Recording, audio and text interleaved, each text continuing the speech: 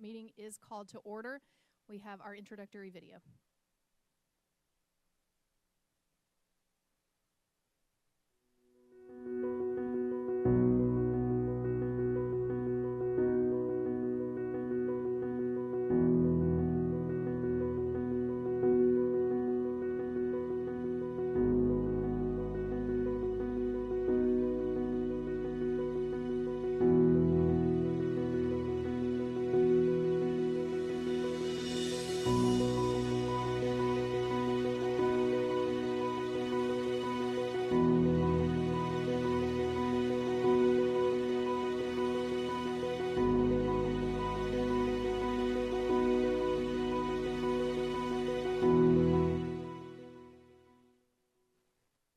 Please rise and join me in the Pledge of Allegiance.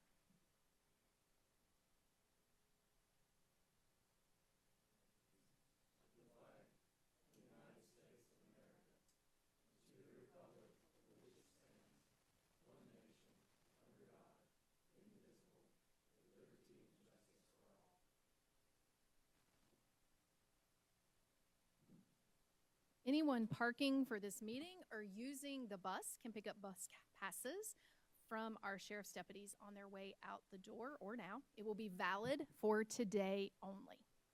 Ethics reminder to the board. In accordance with the Code of Ethics adopted by the board, all county commissioners have a duty to obey all applicable laws regarding official actions, to uphold the integrity and independence of the office, to avoid impropriety in the exercise of official duties, to faithfully perform the duties of the office, and to conduct the affairs of the governing board in an open and public manner. Is there any item on the agenda, the outcome of which will have a direct, substantial, and readily identifiable financial impact for any board member? Also, does any board member have a financial interest in any public contract coming before this board today? There being none, all board members have a duty and obligation to vote. We move to our consent agenda. Does anyone from the public have questions or comments about the consent agenda this evening? Commissioners? This award she was given to me. And by the way, we have Sophie with us as well, our service dog, and this dog remains a constant to our folks inside of our department. This is one of the friendliest dogs that you will ever meet. The award reads, North Carolina Nina 911 2025 Peer Team Member of the Year, presented to Amy Cortez, Buncombe County Public Safety Communications. With great honor and appreciation for your meritorious service, life-saving actions, and extraordinary devotion to North Carolina's 911 first responders. North Carolina chapter of the National Emergency Number Association, NENA, and the 911 Association. Congratulations.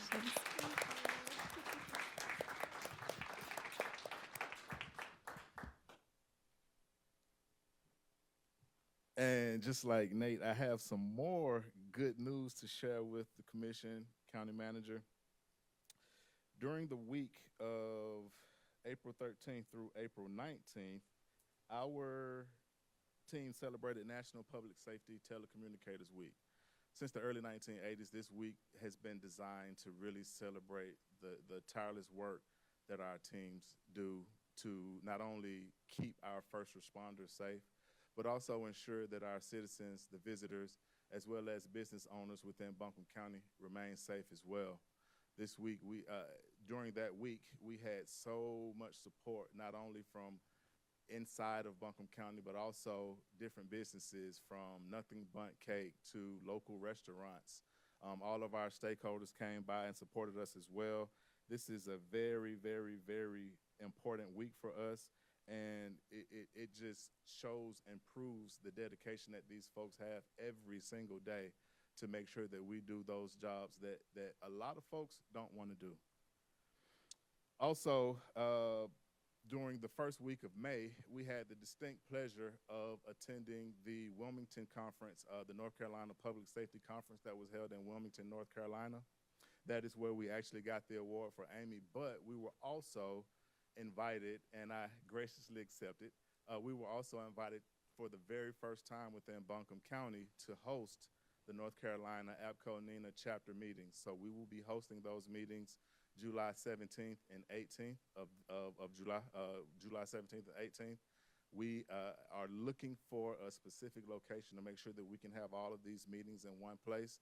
But as soon as we find out where those meetings will be, we will share it so that anybody that wants to within our Buncombe County family can come out and support as well. Thank you. Thank you, Dr. Carter. That is fantastic news. And Amy, congratulations to you as well on an award well deserved. And you can bring Sophie back anytime you would like. Nagy Fox is joining us from Election Services, who have been honored for excellence in administration. Hi, Nagy. All right, clicker, here we go. All right, thank you. Good evening, Chairwoman and Commissioners. I want to thank you for having us here tonight. I'd like to share with you all the exciting news that Election Services team has been recognized with 2 Clearinghouse Awards from the U.S. Elections Assistance Commission. The awards are called Clearies, and Election Services was awarded 1 for communications, distinguished voter education, and communications initiatives, and a second one for contingency planning, exemplary contingency planning and emergency response efforts. But we did not do this alone. We are very proud of the collaboration with Buncombe County's emergency management and the CAPE teams on both of these projects. Shortly after the 2024 primaries, our team, along with the CAPE, brainstormed with the North Carolina Together video project.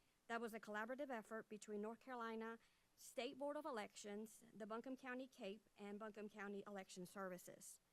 These was a 3-part video series that included counties from across the state and was designed to build trust by connecting voters with their local election officials in a personal and relatable way. And you can view these videos in the BC TV. In the wake of Tropical Storm Helene, our team was able to activate an Incident Action Plan, an IAP, that allowed us to be flexible, adapt quickly, and work together to make sure Buncombe County residents had the opportunity to safely and securely vote in the 2024 general election. We started working with emergency services staff in 2022 to develop an incident action plan for the implementation in the event of an emergency during an election. And we continue to plan and improve on those plans. This was critical in helping us overcome the many challenges, that I say many challenges, that Helene brought our way.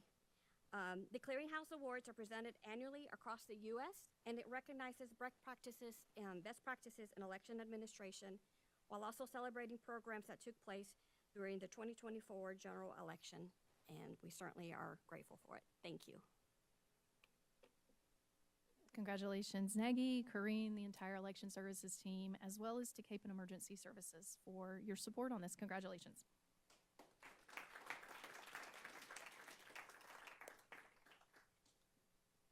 All right, we have our Older Americans Month proclamation. Commissioner Whitesides is on his way to read the proclamation, and Billy Breeden is here to accept that. And Billy, if you'll join Commissioner Whitesides.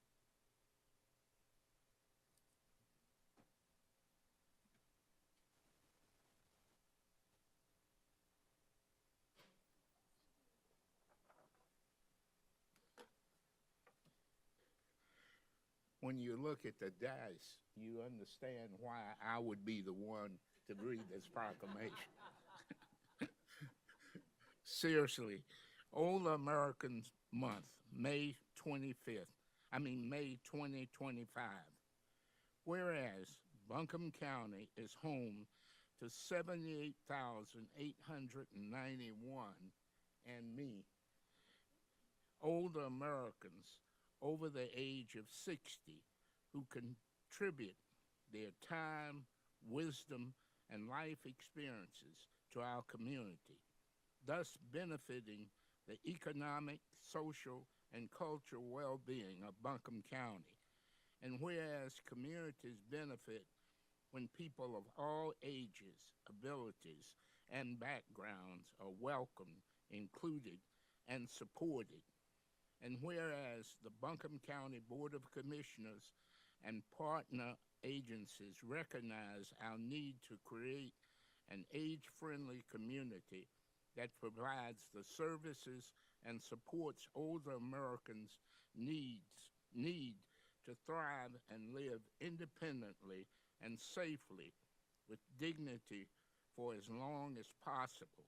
And whereas Buncombe County is working to build an even better community for our older residents by planning programs that encourage participation and promote social connections in work, civic, and community life, ensuring activities are responsive to individual needs and preferences, increasing access to services that support aging in place, preventing abuse, neglect, and exploitation, embracing the diversity of older Americans in our community, and emphasizing the positive views of aging and acknowledging that all of us are aging.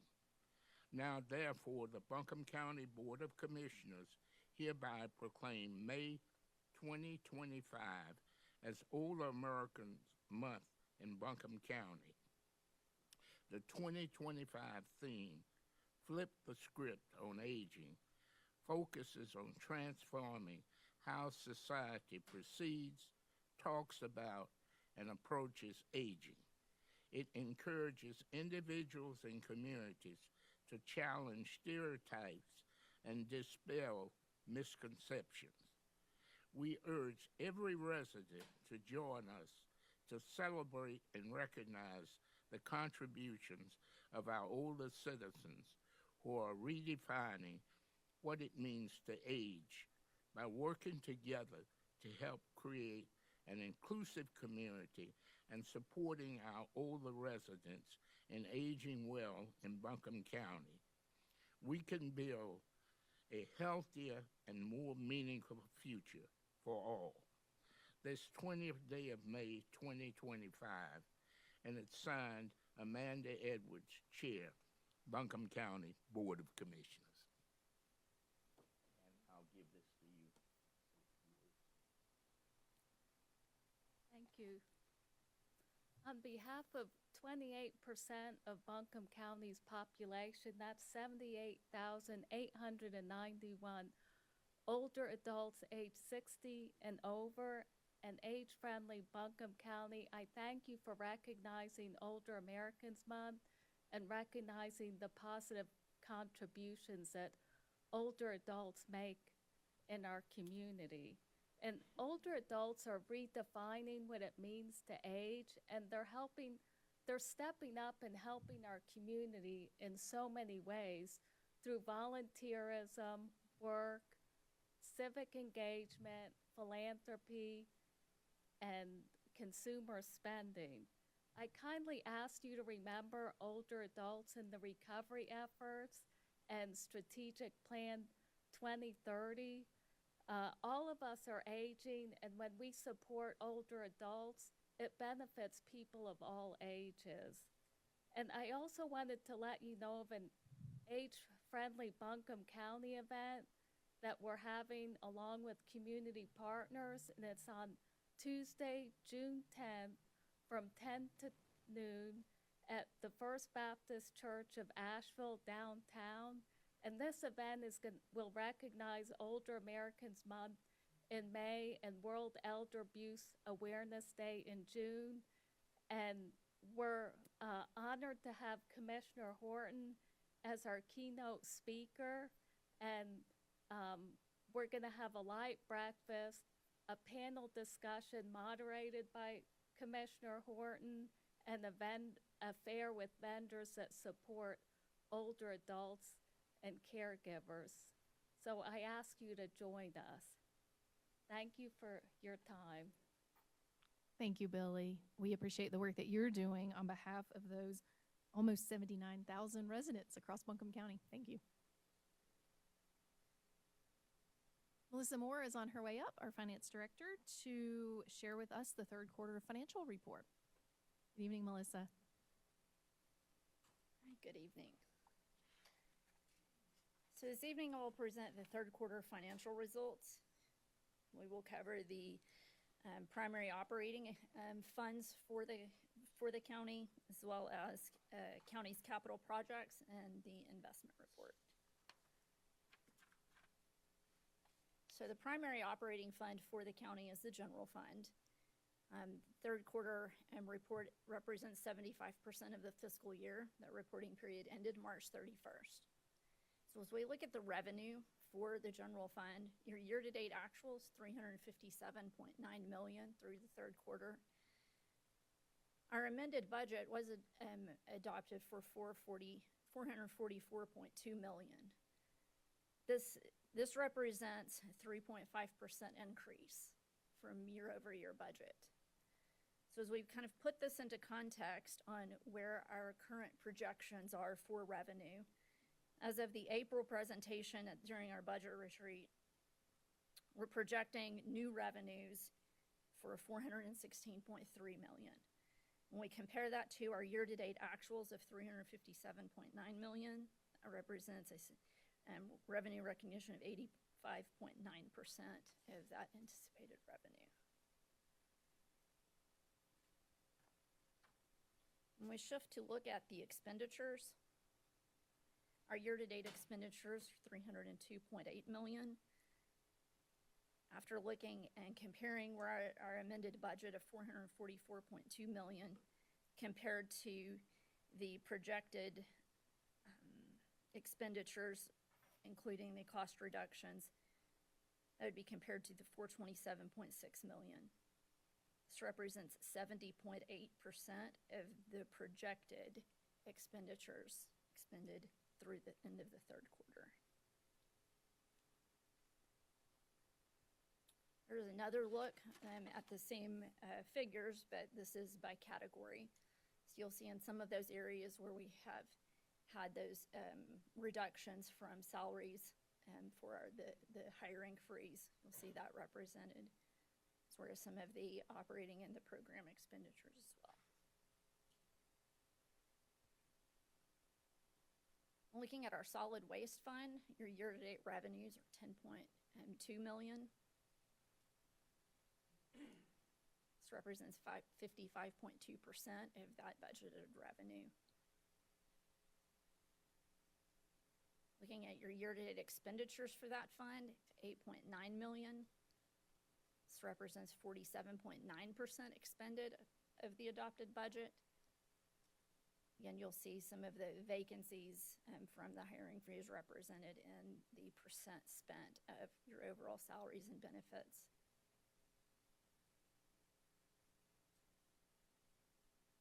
Looking at an update on your county capital projects, the life-to-date budget, which represents multi-year funds, 155.4.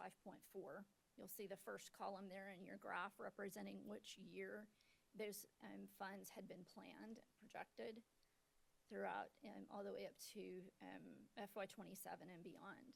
So your life-to-date actuals is $62.6 million. Year-to-date capital projects, we've expended $10.7 million.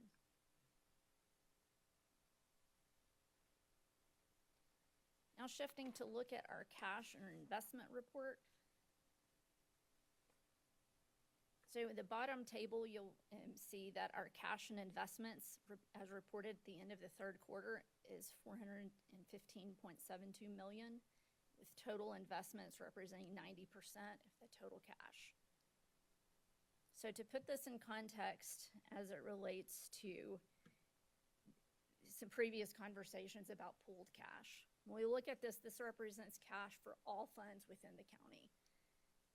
Of that $415 million, 41% is allocated or within the general fund.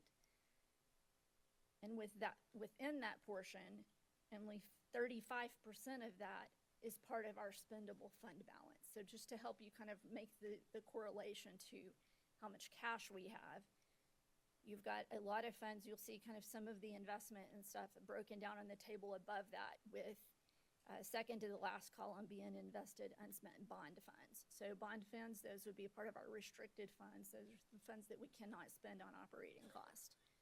You'll see some of the first three columns in that table at the top. Those break down our investment pools. So those are very equal to cash. We can quickly access that money as opposed to some other investments that have maturity dates to where you're locked in to recognize the full benefit. So the earned income year to date, under the total column is 12.24 million. Again, that's across all funds.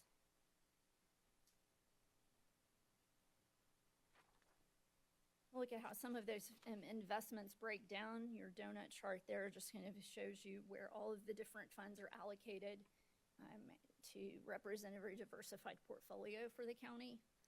And then the rate of return and percentage across the maturities within 1 month. So 1 month is really going to represent those things that are pretty equal to cash, meaning if it's in a pool account and we need it, we can transfer it immediately, and there's no change, there's no fees. You don't give up any of your earned income or investment earnings. So that's the kind of the intent and what's being represented to you in that table on the right. Are there any questions? Yes, I go do ahead, have a Commissioner couple Wells. questions, Melissa. Yes, ma'am. Can we go back to the first slide? There's just something I'm hoping we can clarify there, because I get questions around this. On the general fund revenue? General fund revenue, yes. Thank you.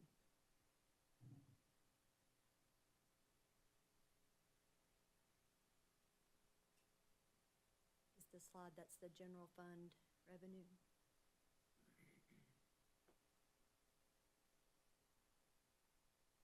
Thank you. There we go.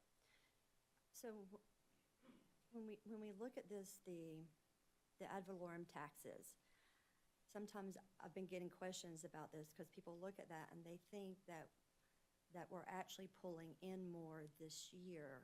When we look at that, it's 95%. This time last year, I think it was 97.6% that we had collected.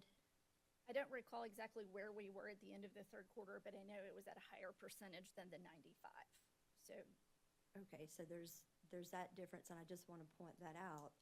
So it was at a higher collection rate last year. So it is actual more money currently, but the reality is, I just want to make sure we all understand that, is like we budgeted based on that. So even though it looks like there's more money coming in there, I mean, that was all part of our budget, and the fact that our collection rate is lower does impact us in this budget. Can you just speak to that? Because I get those questions often, so it'd be beneficial, I think, just to have some clarity around that. sure, when we talk about our collection rate, it's the collection rate against what was in the budget. So what we appropriated, what we've planned spending based on, right?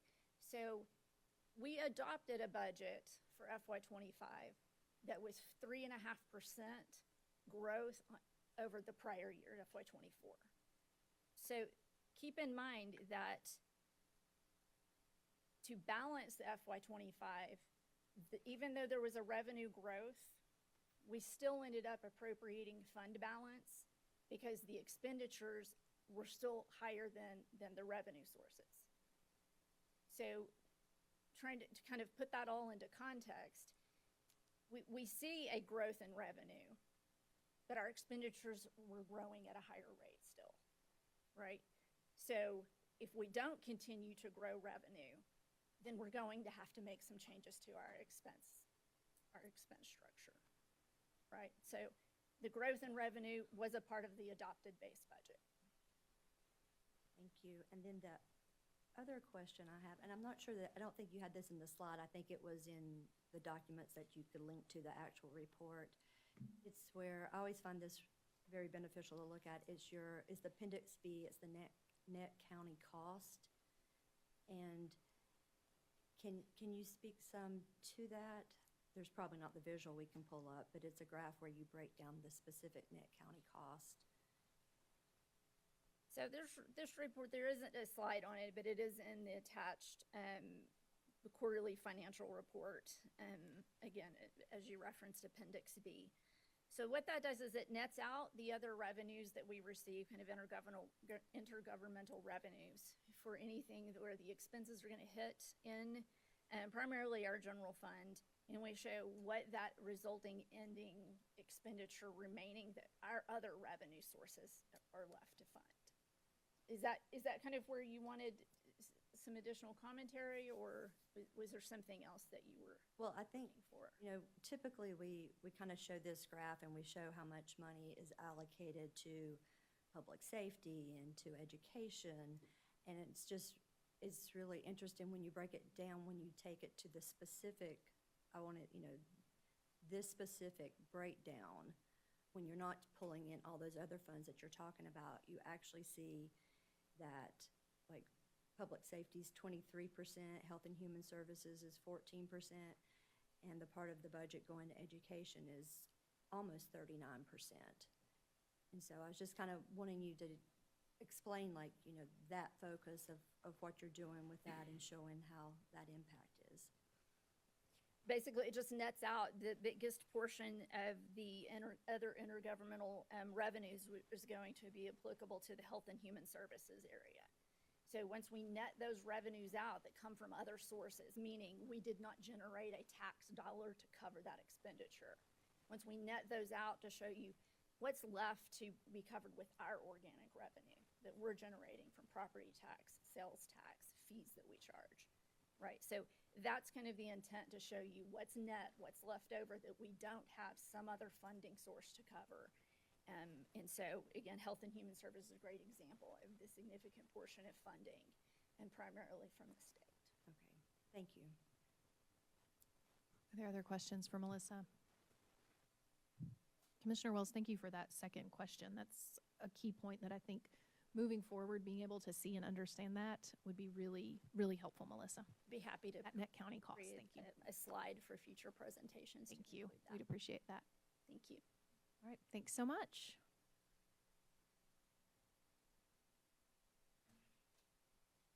All right, we have two public hearings this evening. The first is to consider amendments to the county personnel ordinance, and Karen Marshall is going to give us more information. Good evening, Karen. Good evening.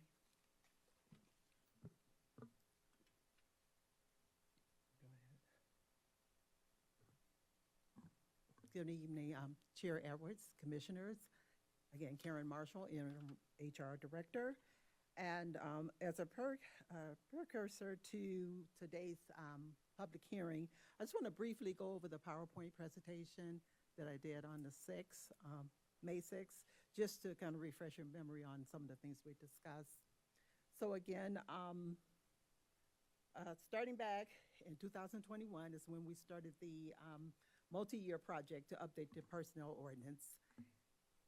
And this is basically a timeline of all of the different policies that were either pulled out of the personnel ordinance and created as a separate policy, just to give more clarity to the policy and absolutely more transparency as we went along the way. For Commissioner approval, this evening is the personnel ordinance, which is revised and was in your packet, the benefits section revised, and then we have the new position classification. And that's a brand new policy that was never a standalone policy. And then we did share with you, just for your awareness, the recruiting and selection and workplace violence policy.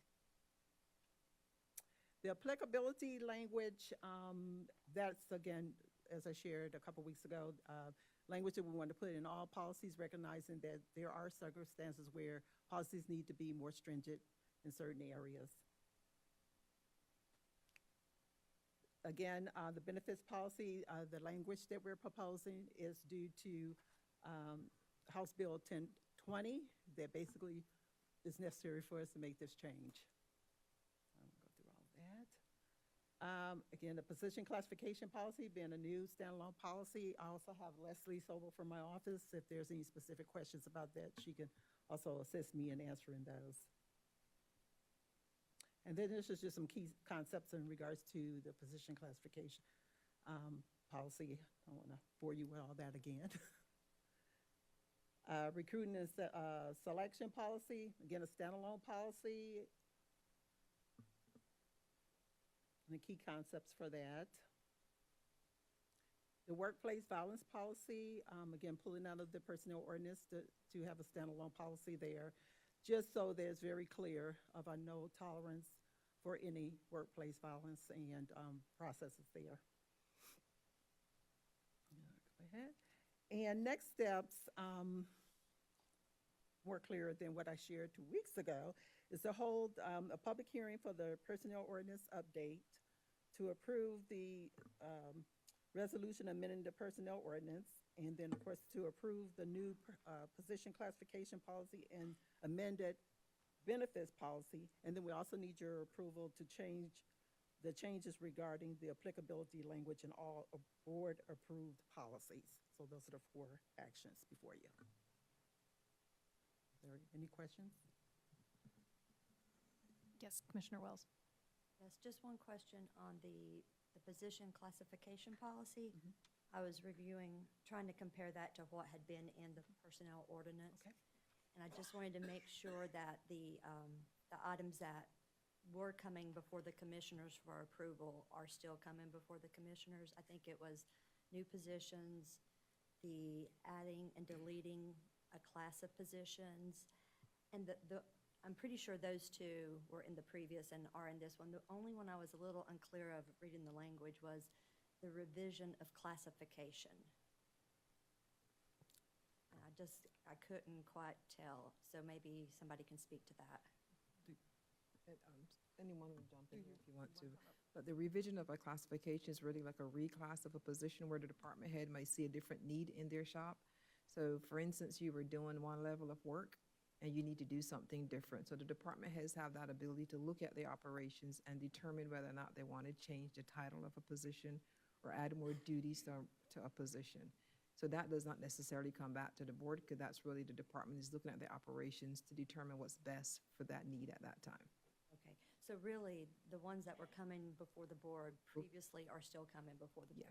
Yes, and the new positions you see as part of your budget, when we would request once a year if you want to add a position, or unless something comes up throughout the year that we need to come back for you.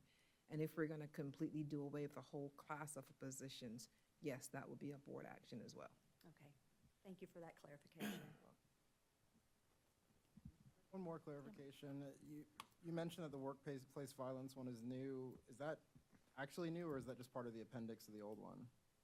But there was language in the ordinance, I believe, previously, but it's brand new in the sense that it is a standalone policy that goes more into detail. It was an appendix to the prior policy, but based on all the revisions, we're going to take that out of the appendix and also some of the language out of the ordinance and just have the standalone policy. Okay, thank you. All right, are there? I have a question. Yes, go ahead. What caught my eye was the COLA, where, now I don't know if this is new or we've always had it, where if I've reached the maximum of my job, my grade, that I get it in a lump sum, the 3% or whatever it is. Well, my question to that is, if I get it in a lump sum, is that what I would get over an annual basis? I wanted to make. Yes, you would get that as a lump sum. It does not increase your base pay, because your base pay is not at the top of the range. Right. And you have to fit within that range, but you would have got the equivalent dollar amount as a lump sum. Yes, sir. That's not helping me tax-wise, though, is it? If I get a lump sum? It's still, well, at that pay period, no, because you have a lump sum check coming in and you probably have to pay more taxes on it, unless you would make some elections to your taxes for that pay period. So it's taxed like a bonus in that instance? It's more like a bonus than Yeah. it would be a. That's a great question. Thanks. Are there other questions for Karen? If not, I will open the public hearing at 5:57 p.m. Are there any members of the audience who are here to speak on this issue? All right, there being none, I close the public hearing at 5:57 p.m. Commissioners, we can make all 3 motions together. Do we have a motion to approve the resolution, approving the personnel ordinance, approve the new position classification policy and amended benefits policy, and changes regarding the applicability language in board-approved policies. So moved. Thank you, Commissioner Whiteside. Second. Thank you, Commissioner Horton. Any further discussion? All in favor, say aye. Aye. Any opposed? All right. Those motions have approved. Karen and team, thanks for your work. We appreciate y'all. All right, we will move to our public hearing to consider the manager's proposed FY26 budget. And John Hudson, our budget director, and Manager Pender will provide some additional information first. Good evening. Good evening. Commissioners, we are here tonight for a public hearing on the recommended budget for fiscal year 2026. This is the last step in our budget process before adoption. As we began our budget planning for fiscal year 2026, in the wake of the disaster, there were realities we had to accommodate. Revenues were down $11.4 million from fiscal year 2025, with unrestricted revenue down 3.49%. Health insurance and retirement costs for employees added $2.7 million to expenditures. Use of $11.1 million of fund balance in fiscal year 2024 and expected use of fund balance this year limited our options to balance a budget. In order to respond to these drivers and recommend a balanced budget per state statute, we have budgeted to maintain essential operations. This budget has a $4.6 million reduction in operating budgets. There's a $7.5 million reduction in the salary budget so that we do not budget for vacancies and turnover. Commissioners agreed to $4.6 million in reductions to discretionary community investments. Debt refunding amount to $1.7 million in debt service savings. We reduced the transfer to the transportation fund by $447,000 after assessment of that fund balance. This budget contains no new PAYGO capital projects, and any capital projects adopted proposed this year will be slated for future debt service. This budget has $435 million of revenue, with the three largest sources being 66% property tax, 11% intergovernmental revenues, and 10% sales tax. Our budget is appropriated by function. The largest function is education at 28%. This is followed by public safety at 23%, human services at 22%, general government at 15%, debt at 4%, cultural and recreational 3%, economic and physical development 2%, and other financing sources 2%.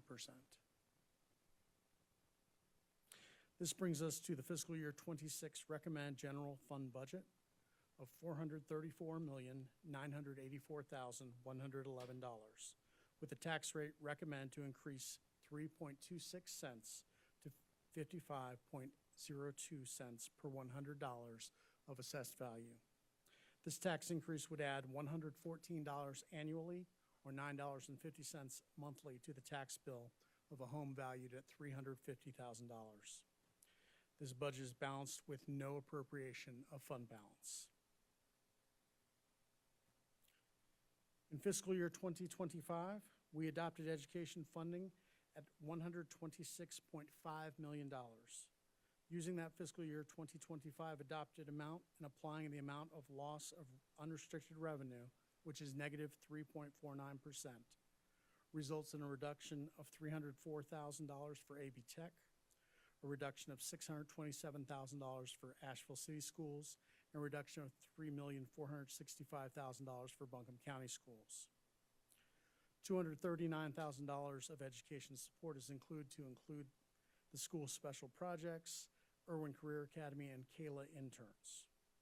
We are recommending funding education at $121.8 million with $113.2 million allocated to K-12 schools. Looking back over the past 2 years, K-12 schools were funded above what was sustainable with the revenue the county received. In fiscal year 2023, the county provided an 11.3% increase to local current expense, an additional $9.8 million over the prior year. At year end, Asheville City Schools returned $1.5 million of their local funds to their fund balance, while Buncombe County Schools used about $354,000 to balance. In fiscal year 2024, the school systems were provided a 16.6% increase to local funding, an additional $16.1 million over fiscal year 2023. At year end, ACS returned $2.1 million to their fund balance, and BCS contributed $8.5 million to their fund balance.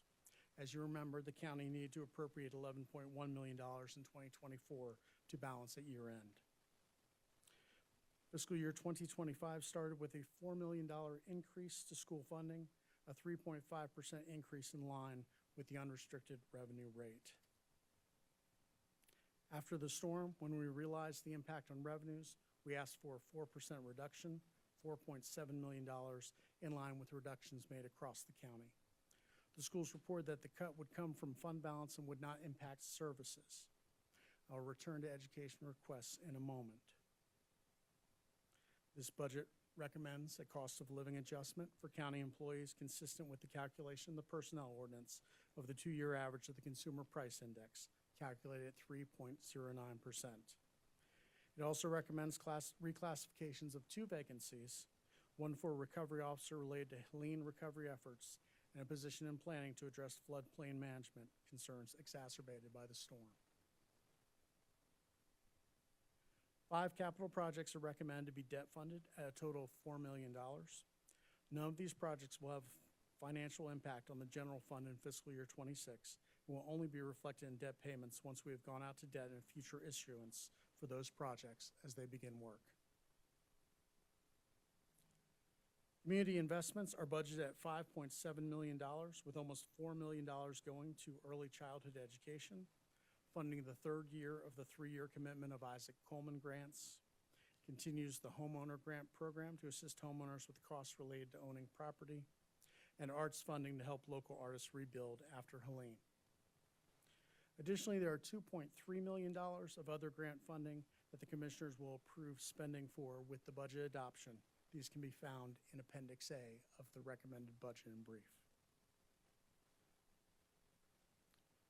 The fiscal year 26 recommended budget recommends tax increases for 6 fire districts: Enka-Candler from 12 to 13.5, French Broad from 22.2 to 22.7, Reynolds from 11.24 to 13.11, Swannanoa from 14 to 15, Upper Hominy from 19 to 20.6, and West Buncombe from 13.5 to 15 cents per $100 of assessed value. The total of all annual funds in the fiscal year 2026 recommended budget is $625,320,931. Returning to education requests, as I discussed earlier, the recommended budget has $113.2 million allocated for K-12 school systems. The tax rate to balance is 3.26 cents. Here are some education funding scenarios. To return to a level of education funding before the storm at $117.3 million would require an additional tax rate increase of 0.79 cents, increasing the tax rate by 4.05 cents per $100 of assessed value, an impact of $142 annually to an owner of a home valued at $350,000, or about $11.81 per month. If we look at the school requests, Buncombe County Schools requested an increase of $10.6 million. As local current expense must be distributed among the average daily membership of the school systems, this would equal a $1.9 million increase to Asheville City Schools, short of their request. This would result in an additional 2.27 cents, bringing the increase up to 5.53 cents per $100 of assessed value, or a $194 annual tax increase, about $16.13 per month to that same homeowner. Looking at Asheville City Schools, they requested a general fund increase by $2.4 million and an increase in their supplemental tax rate of 1.38 cents. With the ADM split, a $2.4 million increase to ACS would result in a $13.3 million increase to BCS, $2.7 million more than they requested. This would require 2.88 cents more, bringing the tax rate increase to 6.14 cents per $100 of assessed value. That would mean a $215 annual impact to the homeowner in Buncombe County. The increase to the supplemental tax rate would be a $48 impact. So if that homeowner lived in the ACS school district, this would result in a $263 impact to their annual property taxes, or about $21.93 per month. We've also been asked about the capacity of the Public School Capital Fund, giving draft legislation of potential changes in use of Article 39 sales tax. On average, the sales tax revenue generates around $28 million annually. The county is projecting to go out to debt for almost $58 million in projects in fiscal year 26. This increases capacity for existing projects. With the current fund balance and allowing for up to $10 million annually for pay-go projects over the next 5 years, there would still be $15.4 million remaining in fund balance at fiscal year-end 2030. This means that there is capacity for about $10 million in expenditures annually above existing commitments to include debt service. Posted with this evening's agenda are the fiscal year 2026 recommended budget in brief, the fiscal year 2026 fee schedule, the fiscal year 2026 classification and compensation plan, and the link to the interactive Budget Explorer. The next step is to conduct a public hearing on the budget and a public hearing on economic development allocations, address any needed changes, and we will return in 2 weeks to discuss budget adoption. Thank you, John. We appreciate it. We will move to our public hearing. We have a significant number of folks who are signed up to join us. And yes, hold on. One moment. Vice Chair Moore has a question about the signups. Just based on the number, Madam Chair, I'd like to make a motion for the purposes of... Oh, your microphone. For the purposes of the budget hearing and making sure that we can actually hear from everybody on these lists, I'd move that we amend our subsection 14, paragraph B of the Board of Commissioners rules and procedures to reduce the maximum amount of time from 3 minutes to 2 minutes, just to make sure that we can give everyone adequate opportunity to be heard. Do we have a second? Second. Thank you, Commissioner Whitesides. All in favor? Aye. Any opposed?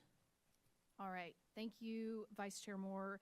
This allows everyone the opportunity to speak and be heard by the Board of Commissioners, so we are going to reduce your time from 3 to 2 minutes. The rules for public hearing are the same as for public comment. Please state your name and do not address anyone but the full Board of Commissioners, and remember to maintain decorum within the room. Our first person is Pepe Acebo.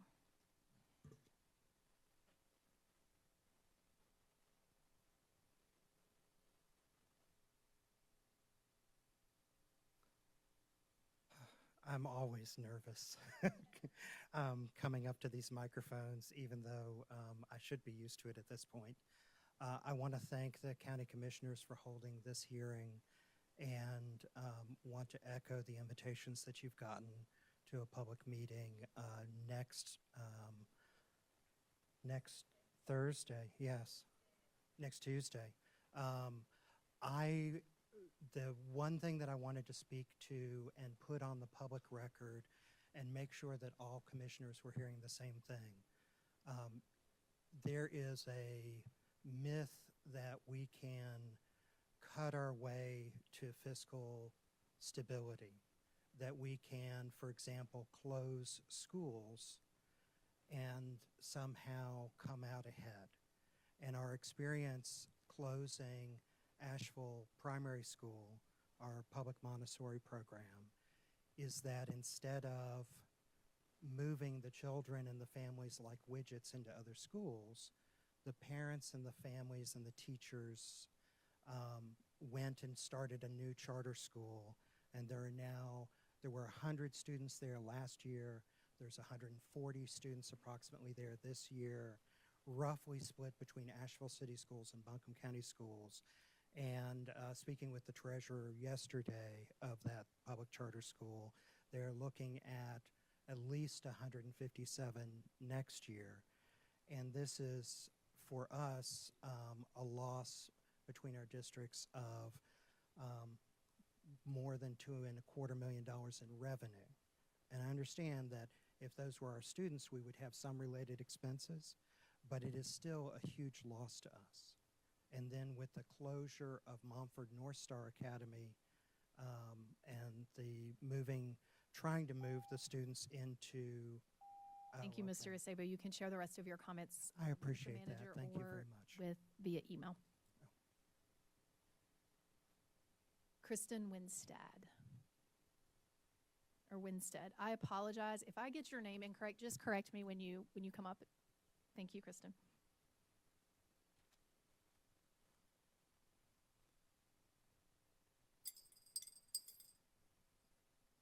Good evening. My name is Kristen Winstead. I'm a parent at Isaac Dixon Elementary, and I'm here to ask you to not cut funding for our public schools. I understand our county is facing financial strain in the aftermath of Hurricane Helene, but reducing investment in public education is not the solution. Instead, please consider a modest property tax increase to protect the future of our children in schools. Public schools are the heart of our community. They serve all children, regardless of income, background, or ability. My daughter has extra support needs, and after investing in a local private school for 3 years, we were told they could no longer accommodate her. In contrast, Isaac Dixon welcomed her, needs and all, and has supported her every step of the way. That has made an enormous difference in her learning and growth. I worry about losing EC teachers in any budget cuts. I volunteered twice at Isaac Dixon this month, once in the media center and once in the second grade classrooms. I've seen firsthand how tirelessly our teachers are working. It's May and they are exhausted. They need more support from us right now, not less. Cutting funding sends the wrong message that our children and educators are not worth the investment. That is not who we are as a community. We saw during Helene how generously everyone gave of themselves. Here in Buncombe County, neighbors take care of neighbors. Raising property taxes is a shared sacrifice that can help ensure every child in our community gets what they need to thrive. Public schools help all kids reach their potential, and they are worth fighting for. Thank you. Thank you, Kristen. Ashley Allen.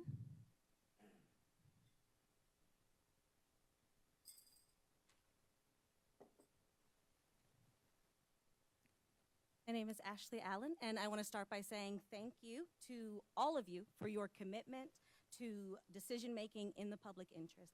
I know that you're making decisions, not just as commissioners, but as husbands, wives, aunts, uncles, parents, brothers, sisters, so thank you for that service. My name is Ashley Allen, and as I prepared to come before you today, I thought about which one of my experiences to speak to. Whether as a former public school educator who had to work 3 jobs, as an assistant, as a bus driver, as a hostess at a restaurant, whether to speak to my experiences as a lateral entry teacher who had to once again work from 6:30 a.m. to 10 p.m., going to classes, attending meetings, or whether to speak from my current experience as a local nonprofit executive director supporting our schools. Ultimately, though, I decided to come before you as a citizen and a resident of Buncombe County because I don't need to be intimately acquainted with Asheville City Schools and Buncombe County Schools, our teachers, our educators, to find value in their work. And the decision to underfund schools is something that affects all of us as citizens. So I know that you have done extensive research on all of this as you are making your decisions, as you're considering the ramifications, so I won't bore you with all the statistics I have, but I will hit some high points. Higher literacy rates lead to lower incarceration rates. Studies show this. Research also shows that fully funding schools, getting student services, lowers teenage maternity rates, lowers the incarceration rates, but also leads to an economic impact of about $7 to $13 per $1 spent in early childhood. We know that all of these things are true and research-backed, and the choice to cut public schools' budgets instead of adding an additional 2 cents to property taxes or collecting taxes from qualifying businesses that were deferred during Helene, or to utilize the fund balance is a decision to affect us long-term economically. Thank you. Thank you, Ashley. Please refrain from any support or opposition this evening. I appreciate that. Paul Garrity.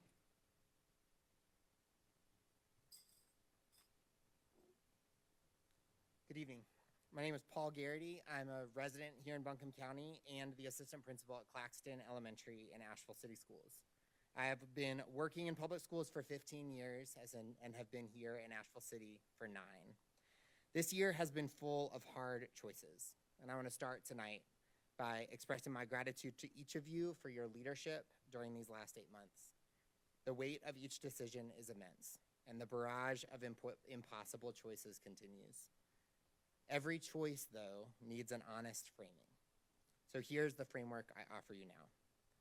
Public schools in the United States have never been sufficiently funded. Any cut to public schools undermines our work and adds another barrier to equitable outcomes for students. We come here year after year to ask for increased local funding. We go to the North Carolina General Assembly year after year to ask for more state funding. We petition our representatives and senators year after year to ask for more federal funding. We do this because we as educators are dedicated to our work. We believe that our students can achieve great things. We believe that schools should be safe places to learn. And we believe that education is a pathway to reparation through equity of opportunity. Educating our children is a huge task, and year after year, the difficulty of this work increases. Children growing up in 2025 in Buncombe County have faced 2 once-in-a-lifetime events within 5 years, COVID and Hurricane Helene. Together, these resulted in over a year of missed in-person instruction for students who were in preschool through 8th grade in 2020. Those are now our 3rd through 12th graders. The choice we ask that you make is not easy, but it is important. This commission has shown a commitment to public schools over time with decisions like this one. What we ask today is that you honor the commitments you've already made, invest in our children, and maintain our school funding. Thank you. Thank you, Paul. Becky King?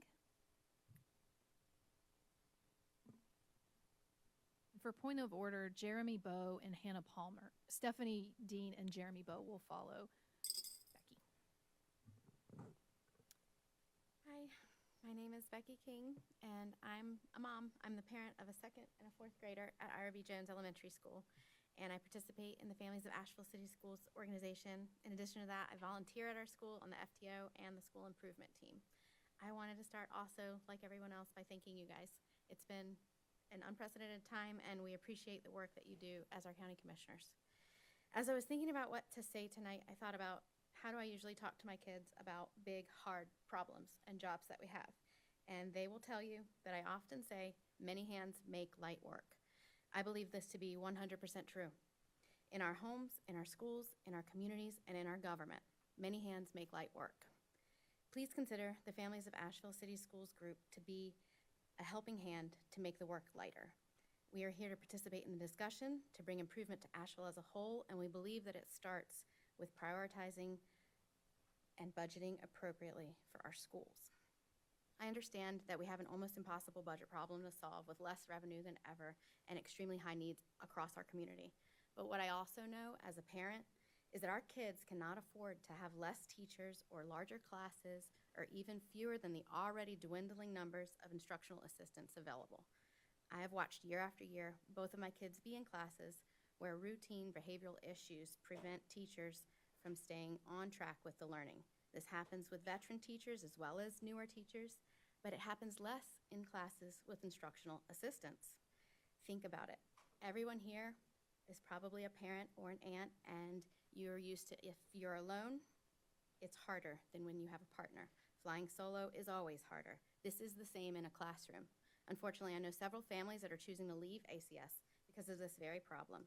There's simply not enough adults in the room, and it creates an environment where trying to stay on track and manage the chaos become the goal versus Thank you, Becky. being teaching and engaging our kids. Thank you, Becky. You can share your comments with the manager or via email to us. Yeah. Thank you. Change is hard. Stephanie Dean, and then Jeremy Bowe.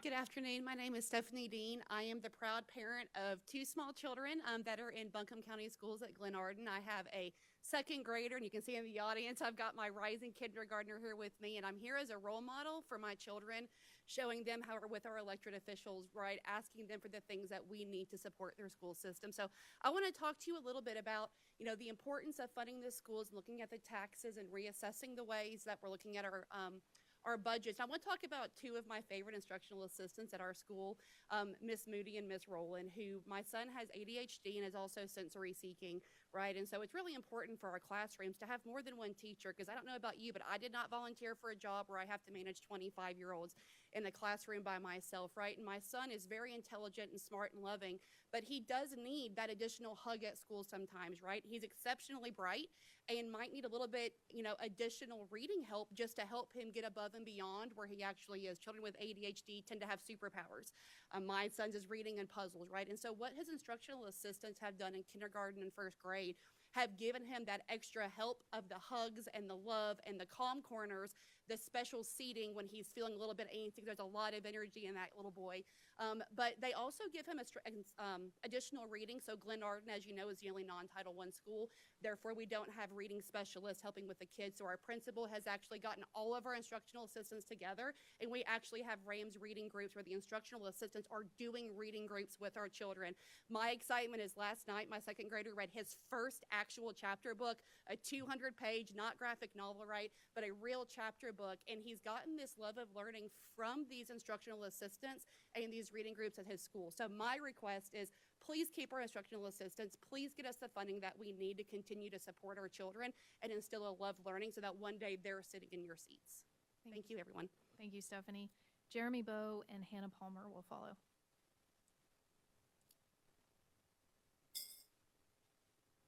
Hello, everyone, and thank you for listening to us tonight. My name is Jeremy Bowe, and I live in Asheville. I have 3 daughters. 2 of them are at Asheville Middle. 1 of them is at Asheville High. And my wife works as a teacher in Buncombe County. So as you can see, I have a lot at stake tonight. The proposed budget cuts or changes to the budget are really going to undermine some of the most important programs that we have. My wife's job is helping those students that need extra help in math and English to make it by, to be successful, to be our future citizens. In arts, which is unfortunately always the first thing to go, already started to have some of these things. And my daughter, who plays in strings, was devastated to hear that they might cut that program entirely at Asheville Middle and High. In fact, if any of you have been strings players in the past, she put together this petition here and had about 40 signatures from students and teachers at her school in one afternoon when she heard this. So I'm here representing her, but also the entire Orange Pod at Asheville Middle. One of the things that we talked about is, and then this jar here is a couple cents that we're all willing to pay. If we're thinking about the median price of housing in Q1 this year, I think was $450,000. That's about $60 a year, and that's 1 Starbucks coffee a month. I think we're all willing to give that little bit to make sure that these programs don't go away and stay and make our children successful. I'm a scientist, but I love and appreciate art. It inspires us. The work on gene therapy right now was science fiction 20 years ago. And so to be successful in our future, we need arts and we need teachers that are there to support our children. Thank you. Thank you, Jeremy. Hannah Palmer, followed by Carla Weiss.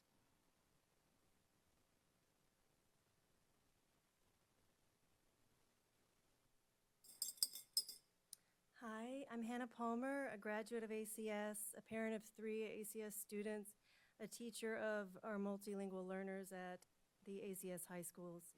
I'm here tonight to ask you to fully fund our school's budget at pre-Helene levels. Since 2017, my kids have ridden the bus with Ms. Carmen Mangum. Riding her bus gave a sense of independence and a safe, supportive environment. She's the first staff member to greet them each morning and the last to say goodbye in the afternoon. They know they are safe and loved in her care. Ms. Carmen's also an instructional assistant who's played an integral role in their growth. Losing her would be devastating to our family. Even though she's not getting cut, people in her position will be. Cuts like these would hurt students, many of whom rely on school transportation and daily support of instructional assistants like Ms. Carmen. Our ESL department has just 4 teachers. We each serve 1 to 3 schools.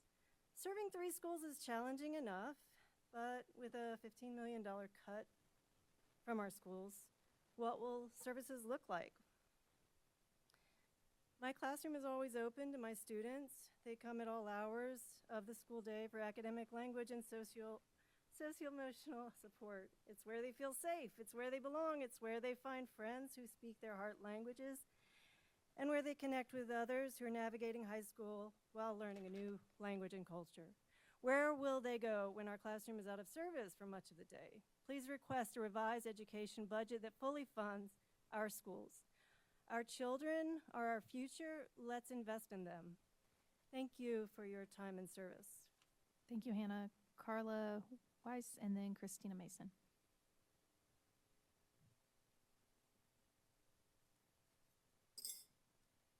Good afternoon. My name is Carla Weiss. I am the proud parent of 2 children currently attending Ira B. Jones Elementary, with a 3rd starting in their pre-K program this fall. I'm also a graduate of Paul Fletcher, Asheville Middle, and Asheville High Schools, as well as a property taxpayer here in Asheville. I'm here today to ask you not to cut funding for our public schools. In fact, I'm here to say clearly, I support raising my own taxes to ensure Asheville City and Buncombe County schools are fully funded. I understand that Helene has made many of us reluctant to consider raising property taxes. My family's business was destroyed in the hurricane. We've experienced firsthand the financial strain that comes with such a disaster.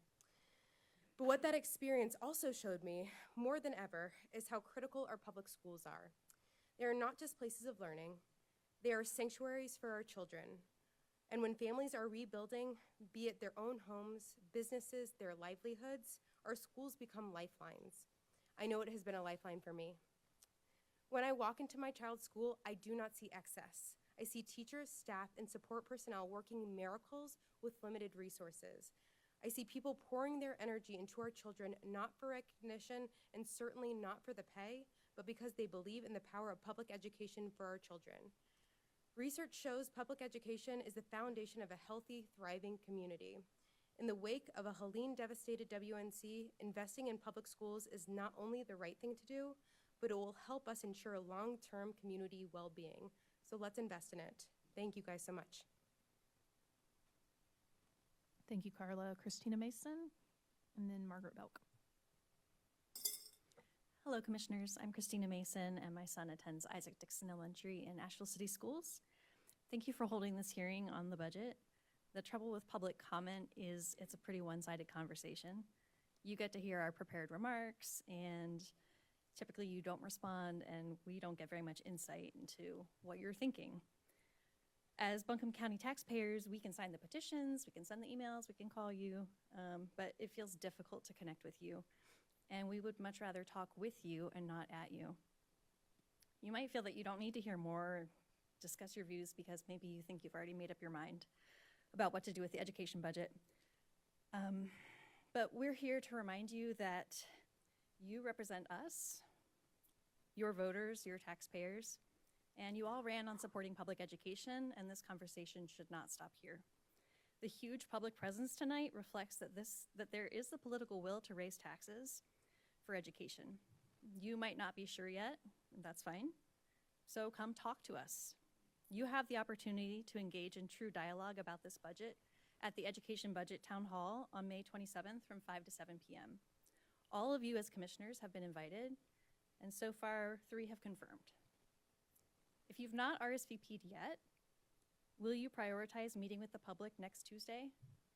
This forum is sponsored by Asheville City Association of Educators, Buncombe County Association of Educators, the Asheville City Schools Foundation, Families of Asheville City Schools. It's a huge lift for all of us because it's really a priority to be able to talk to you. I understand that there are some legal boxes to check if there are a quorum of you in the room, but I feel confident that you can resolve that. We want, hope, and expect to talk with all 7 of you at the Education Town Hall on May 27th at AB Tech from 5 to 7 p.m. So please mark your calendars. Thanks. Thank you, Christina. Margaret Belk, followed by Andrew Paul. Good evening. My name is Margaret Belk, and I'm an NC Education Corps tutor at Lucy S. Herring Elementary School and a former Buncombe County classroom teacher and AIG specialist. I'm here tonight to ask you to fully fund both Asheville City and Buncombe County's budget that maintain pre-Helene staffing and positions. In my current position as a high-impact tutor in Asheville City schools, I work with students who have severe academic gaps in reading. It is clear that the disturbances experienced outside of school post-COVID and post-Helene have compounded to create even more gaps for many students. I'm in many classrooms every day, and I experience the intense support required for my small groups and also the many other students around me. I see the ways that the disruption of housing, loss of income by parents, and other loss of support outside the school environment makes it even more necessary that our students require all the support that school can provide. The kindergartners I work with were born during the first phase of COVID, and as each grade after that feels the negative impacts of loss of time spent engaged in focused learning. And then when we add the impact of Helene, many students are behind where they should be, not just academically, but socially and emotionally as well. The connections that school offers, extra tutoring, after-school programs, specials, classes, the nurturing attention from instructional assistants, nurses, custodians, counselors, bus drivers, office staff, and additional support staff is at risk if the budget is reduced. The disparities will grow in all classrooms if both school budgets are not fully funded. In short, a funding deficit threatens to dim the light for the children most impacted. I appreciate your time tonight and service to the citizens of Buncombe County. Thank you, Margaret. Andrew Paul, and then Alexis Champion.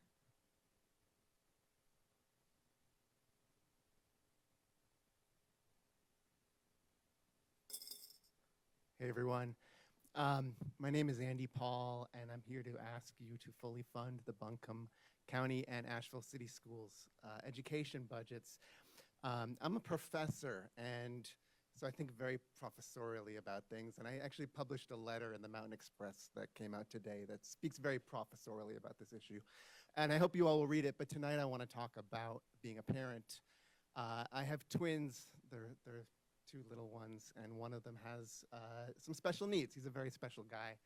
He has some special needs, and so we've started receiving services from the early childhood program at Hall Fletcher. And so twice a week I take my son to Hall Fletcher, and he just lights up when he gets, within a quarter mile of the radius of the school. It's incredible. He knows when we're near it. He's got like a radar. And when he greets the people that help him work on these various skills that he needs to develop, he just lights up and he greets them by name, and he does not talk a lot, but he will say the names of his teachers, and it's really wonderful. And I just hope that we can continue to have a school system where he lights up and loves to go to school. And I wish that on every kid in Asheville, in the county. As it's been said before, this is the future of our region. And certainly I want it for my school district, but I want it for everyone. And so raise county taxes, raise city special assessments, do it all. I think it's really worth it. Thank you. Thank you, Andy. Alexis Champion, followed by Susan Kask.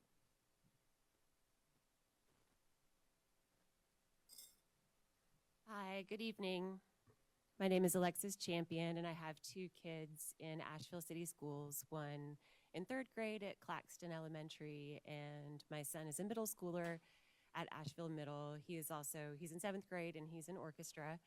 And I wanted to come tonight specifically to plead on behalf of the orchestra program at AMS. My son is really good at math. He's really good at science. I don't worry about those things. His exposure and access to this music, this experience that he's had, has led to He's now joined the Asheville Symphony Youth Orchestra. This has become a much bigger part of his life than I ever expected. We have the resources to support him in these endeavors, but the magical thing about public school is that it provides this opportunity and resource to all the families who attend these schools. And I see the value that it has to his friends and classmates and other people participating in this program. I believe it's the soul of what we do, and especially right now in these dark times that we face in many ways, including in the aftermath of Helene. It's so important to support our students in all of these ways, not just in the core academics that I know feel the most important and most a necessity in this time. I believe that arts and music are what make life worth living, and now is the time to double down and invest and not cut these things out of our program. So I'm asking you to please not cut the budgets to Asheville City or Buncombe County school systems. Thank you very much. Thank you, Alexis. Susan Kask is next, followed by Natalie Dorsey and then Julie Noblet.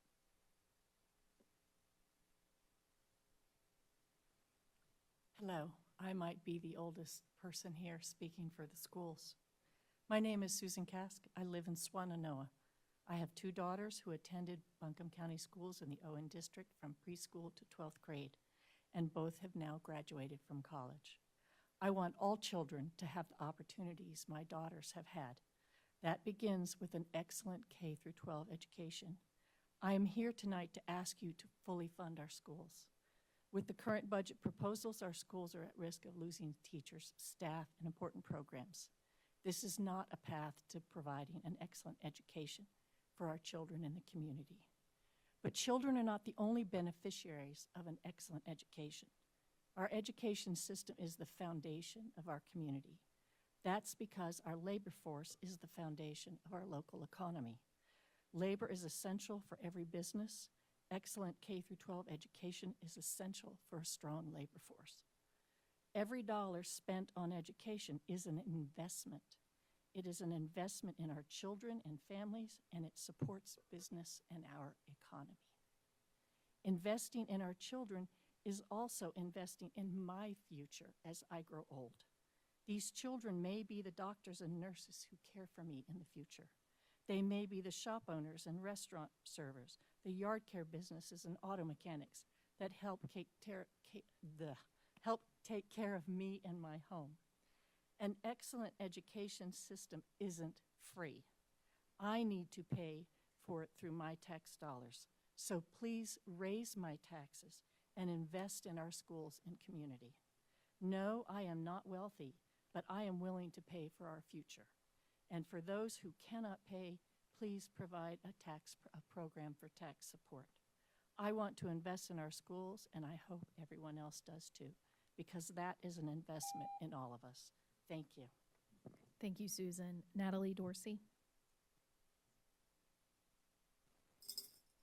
Good evening. My name is Natalie Dorsey. I'm the proud parent of 2 kids in the Buncombe County Schools and an active member of Public Schools Strong, which is a nationwide initiative to fight for honest, accurate, equitable, safe, and fully funded public schools.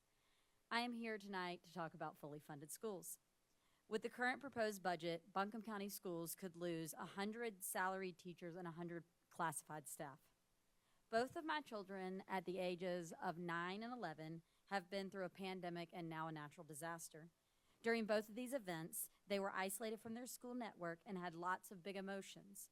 But we received weekly emails from Ms. Parker, the counselor at Hominy Valley Elementary, that felt like lifelines.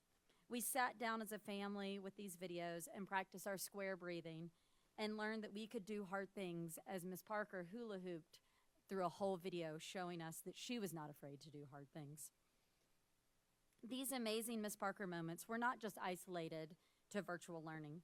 She continues to support our children and all the children in the school with her teachable moments and social emotional regulation skills. My oldest had 3 principals while at Hominy Valley, but Ms. Parker was there all 5 years and even helped transition them to Inca Intermediate. She is not just a counselor at the school, but the hub of that wheel. To think that Hominy Valley or any other school in Buncombe County would not get to have a full-time counselor because of these budget cuts is not acceptable. These children have been through so much in their short lifespans and deserve more. I am here tonight to ask you that we find a way to approve a no-cuts budget for Buncombe County and Asheville City Schools. As a resident, I am willing to pay more in property tax to fund our schools. Anything less than this bare-bones budget requests that have been made by both of the boards would be a disgrace to our public schools. Our kids deserve more. Let's fight together. Thank you. Thank you, Natalie. Julie Noblet, followed by Rachel Cohen.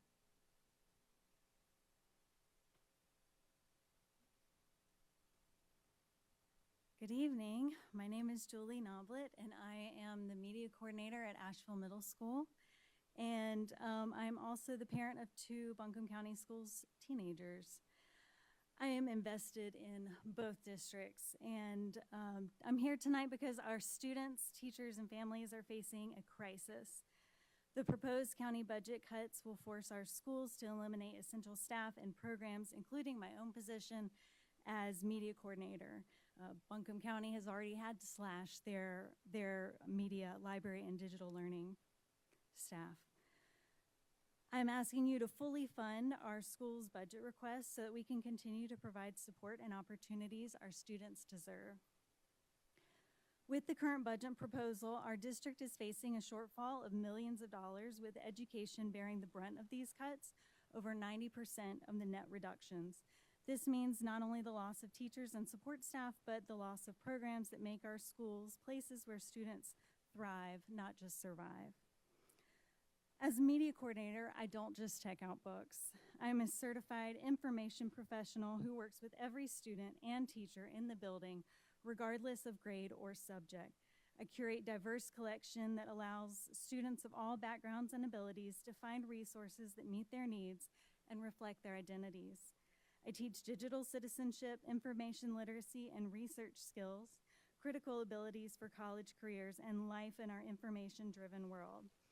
And because of me, every student at Asheville Middle School can tell you the local history, including that Al Whitesides picketed the Winn-Dixie.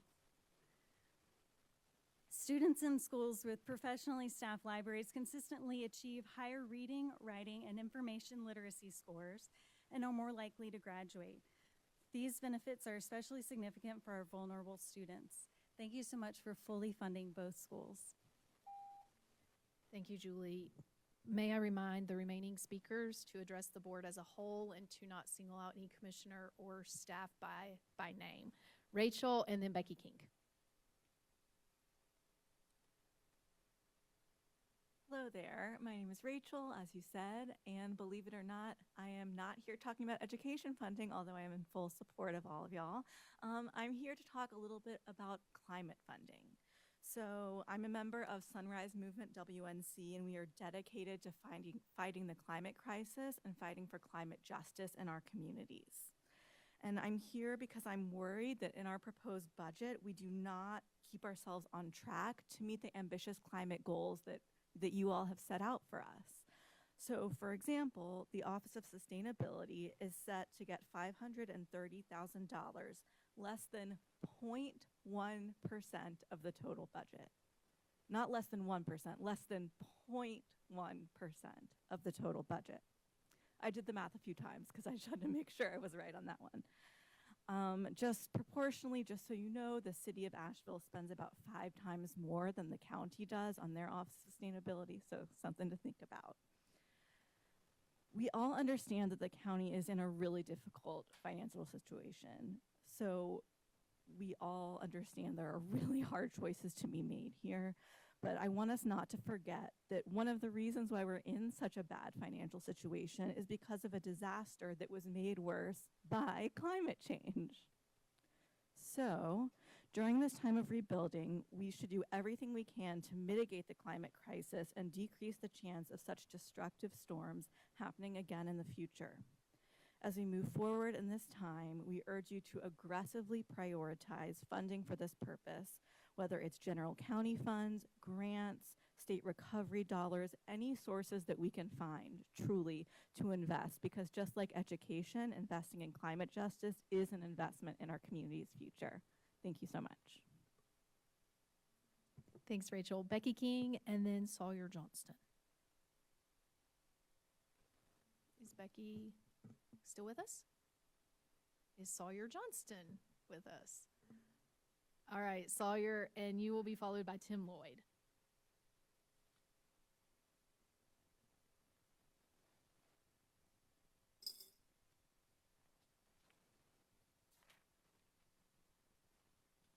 Hi, my name is Sawyer Johnston. I am a public school teacher at Kuntz Intermediate in the Robertson District. I'm a TC graduate. I taught at Asheville City Schools, Asheville Middle School for 6 years, so go Cougars, go Rams. But I'm proud to come back and serve the community that fostered my love of learning in TC. So I'm a teacher. I'm also a father of a 2-year-old, Rudy. He has a severe form of muscular dystrophy. He's going to require significant medical care throughout his life. He will always use a wheelchair, and he will need one-to-one assistance in school, always. As a teacher, I've seen the devastating impact of Hurricane Helene on the psyche and the morale of our children. They shudder when it thunders, they become anxious when it rains too hard for too long, and they worry that another disaster in Western North Carolina is a matter of when and not if. These are the same students who grew up in the height of COVID. To say they've endured an education unlike any of us is an understatement. These children need stability. They need readily available mental health services. Their families need to drop them off at school each day secure in the knowledge that teachers are confident and focused, not demoralized and overwhelmed with class sizes so big there's hardly room enough to walk. Secure in the knowledge that money is being spent on workbooks, textbooks, and online programs designed to help grow their children. Secure in the knowledge that the county they live in has done everything in its power to provide for the future of its young people who might one day come back home and give back to the very county the way I have. My son, Rudy, if he can't have a one-to-one assistant to help him go to the bathroom at school, he can't go to school. Plain and simple. Look, I have great respect for you and the decisions you have to make, but please, for the sake of my students and my son, make sure that our budgets are fully funded. Thank you very much. Thank you, Sawyer. Tim Lloyd, followed by Katie Maschiella, and you can correct me when you join us. Good evening, Tim. If I had coins, I would place them in the jar. Good evening, y'all. Tim Lloyd, president of ACAE, a frequent flyer here at these meetings for years. And I'm here not to say much, but mainly just to offer agreement and support to what has been said by the public school community tonight. What has been observed here is just a small peek at the power of public school community. Asheville City Schools is here, Buncombe County Schools is here, Public School Strong is here, Families of Asheville City Schools is here. All of these people, all of these groups have stake in the success of our public schools. If you underfund public schools, these people are who you're affecting. And then you're affecting the other people that they know. And then you're affecting the tens of thousands of students in our public schools, then the thousands of staff who work in our schools. Anyone even who attends events or groups that use our public schools, they're called public schools because they're a public good. So if you underfund our public schools, not only do you underfund the future, you underfund our children, but you also underfund the present. Yes, our students will suffer the most from these budget cuts, but everyone will also suffer. That said, I would like to remind commissioners of what other people have also brought up, and as well as those watching, that there is a public education budget town hall Tuesday next week at AB Tech's Ferguson Auditorium from 5 to 7. There will be childcare offered, and we invite everyone to take part. A few commissioners have already stated that they will be there, and we want to offer the invite to all commissioners. We have spoken with the commissioner clerk as well, and we want it to be publicly announced in order for all commissioners to attend and to comply with open meeting laws. That is all. Fully fund school budgets. Thanks, Tim. Kim, I will let you properly tell us your last name, and Chris Hargis will follow. I'm used to it. Thanks. Hi, my name is Kim Madiskella. Thank you guys for your willingness to be here tonight and to listen to my concerns as well as everybody else's concerns. I really do appreciate your willingness to serve our community. I'm a parent of 2 teenage boys who attend Reynolds High School as well as Nesbitt Discovery Academy. I've served in different roles in the PTA, I've volunteered, and having recently lost my job as a result of Hurricane Helene, I'm now a certified substitute teacher for Buncombe County Schools. And I also own property in the city of Asheville, so I do pay property taxes.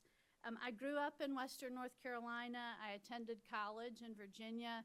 I worked all over the Southeast, and then when I finally made my way back to Asheville, I went and fell in love with a helicopter pilot in the Marine Corps, and that took us all over the world.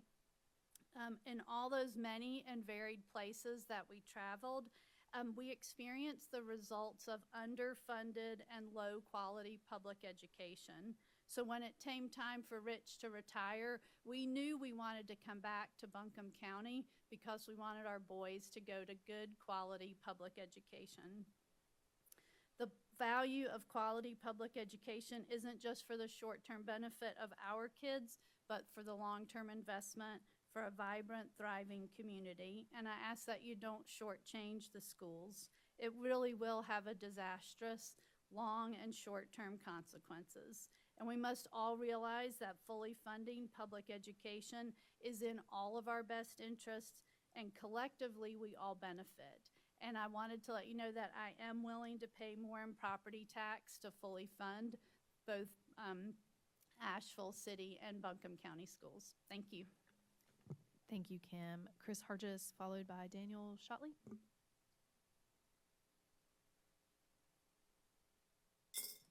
Good evening, Commissioners. Thank you so much for this opportunity to get the community together and speak our thoughts.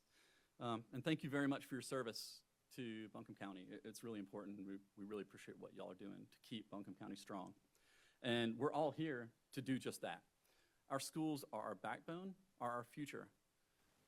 Even if you look just at the pure economics, previous speakers were absolutely right in saying that good educations reduce teen pregnancy, reduce incarceration, increase income, and increase property values, which are the basis of our revenue. Any of y'all ever try to sell a house in a bad school district? It is not fun. It does not work. So even if you just look at the pure economics, there's a strong reason to improve our education. I'm not even saying keep it the way it is. I think we should improve it. And I'm happy to pay whatever taxes it takes to do that. And I know that all of you ran on platforms of supporting public school. And I know that keeping that promise will be difficult. I know that raising taxes is unpopular, and that I know that all of you will be attacked in the next election if you raise taxes to cover public schools. I don't see where you have any choice, but I do see where this room full of people, as well as the other two roomfuls that couldn't fit in here, we're organizers, we're leaders in the community, and we've got your back. We're gonna support you. We're gonna knock doors for you. We're gonna donate. We're gonna make sure that if you support our public schools, you will get reelected and be able to keep serving Buncombe County. Thank you. Thank you, Chris. Daniel Shotley, followed by Evan. And I'm struggling to read that last name. I'm sorry, Evan.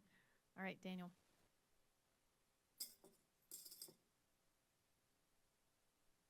Good evening. Thank you for allowing us to do this. I am here with my second grader who attends Isaac Dixon. I have a seventh grader at Asheville Middle, and I am here to support a fully funded budget for our schools. They are running on bare bones as it is. Between COVID and Helene, the morale that you see with these teachers and staff it's difficult on a daily basis. And now we've already gone through 2 school closings in Asheville City. Now we're talking about a budget cut. But yet we wonder why we continue to have teachers leaving our system. We continue to have charter schools that continue to pop up around in our district, and we can't figure it out. The answer is we need to have a school system that is here for our kids. Not a line item on a budget, but here for our kids. Our kids are not a line item. They are the future of this area. And we need to make sure that we have people there to support them.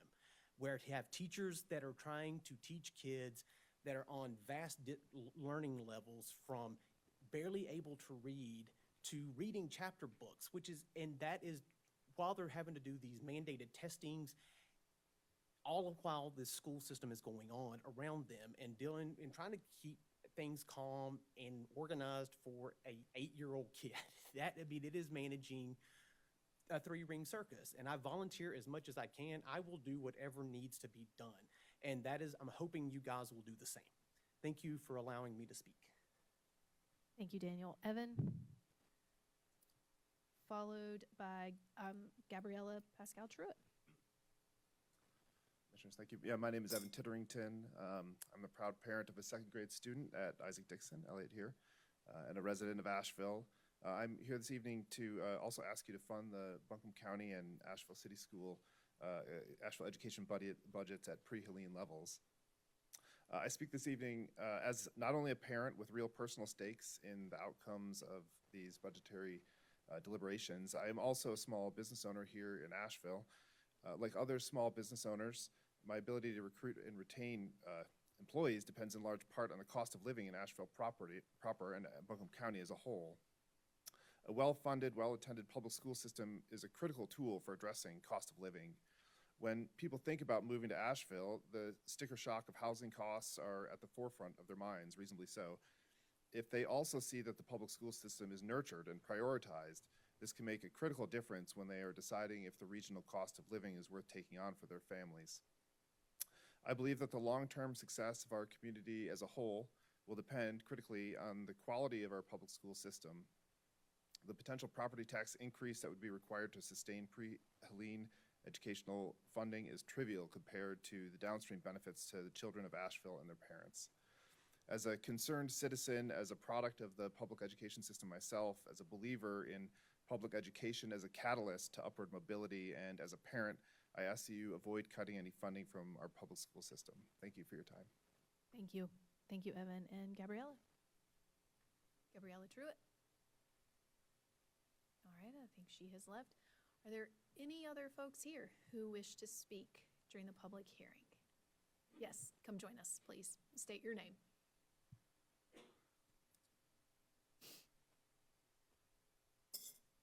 My name is Adam Salvadigakwa. I am a parent at Lucy Herring. Thank you all for your time and attention tonight. From the executive summary of the county manager's recommended budget, we're told that the proposed 3.49% cut to education funding is due to a guiding methodology established in 2019, one that ties school funding to projected unrestricted revenue. At the same time, the budget includes a 3.09% cost of living adjustment for county staff. That looks a lot like a 3% cut for our kids and a 3% raise for county employees. In fact, education is the only major budget area that is seeing a decrease in funding year over year. If school funding must follow the revenue outlook, why doesn't the same logic apply to other areas of the budget as well? And let me be clear, I think everyone should be getting paid.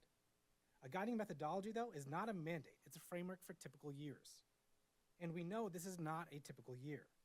In these extraordinary times, we should be rethinking the methodology, not using it to justify cutting school budgets. And in moments like this, our kids should not be the ones asked to sacrifice first. Thank you all. Thank you. I believe that is it. I will close our public hearing at 7 p.m. Oh, I'm sorry. I will not close that at 7 p.m. Patty Beaver. I'm so sorry, Patty. Come join us. I think there might have been some additional folks downstairs.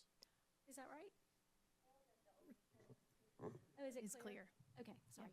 I think some folks come just to support. That's fine, just check. Yeah, thank you for that, Patty. ahead. Good evening, Chair and Commissioners. My name is Patty Beaver, and I'm with the Council of Independent Business Owners. I'm here today to respectfully urge you to hold the line on property tax increases and to show restraint in expanding the county's annual budget. Many of our citizens, both homeowners and business owners, are struggling, not only with rising costs, but also with the lingering impacts of Hurricane Helene.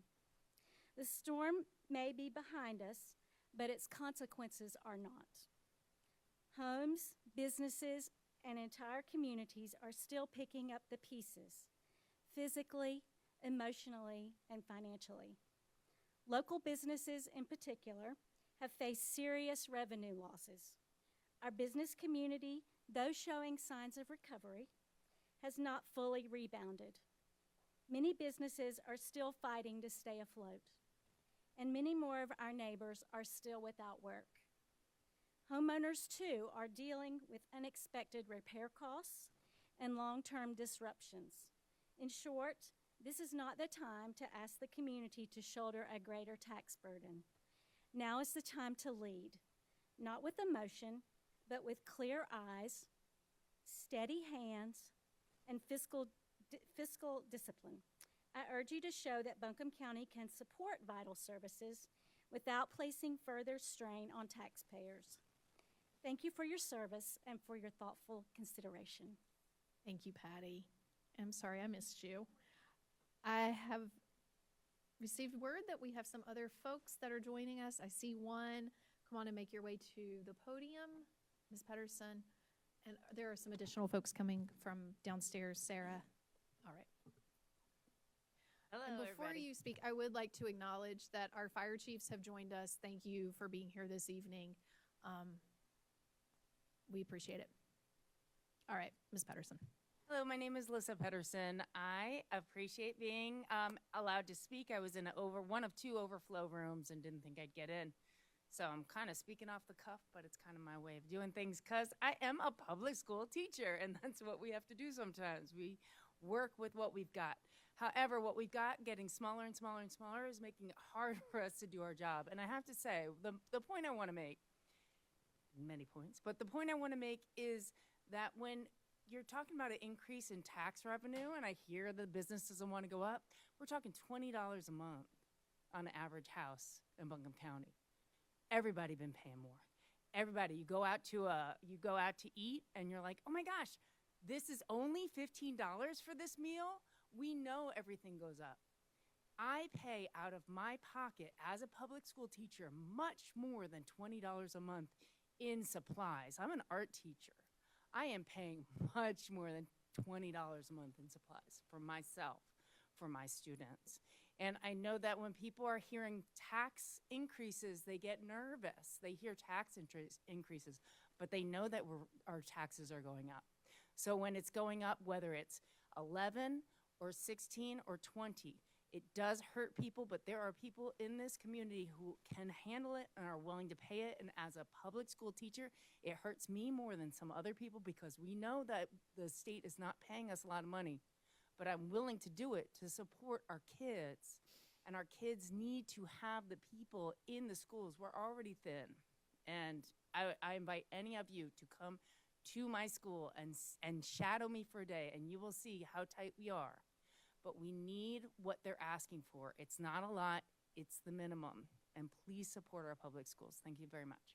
Thank you, Lissa. I see some other folks have joined us. I do not have your names on a sign-up sheet, so if you will wish to speak, please join us at the podium and state your name.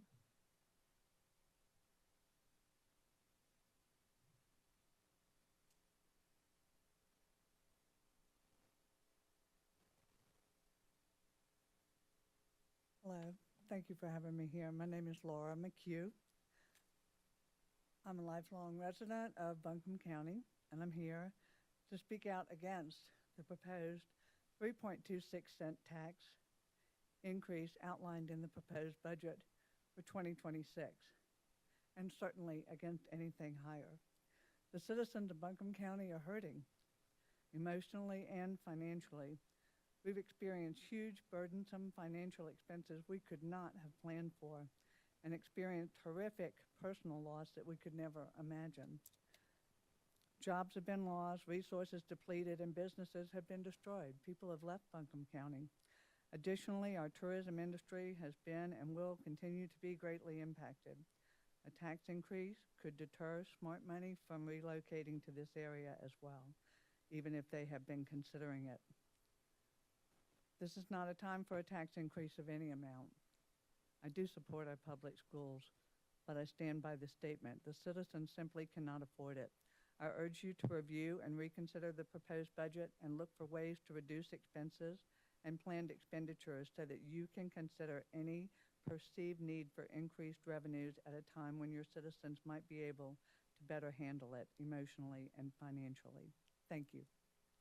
Thank you, Laura. I see someone else joining us.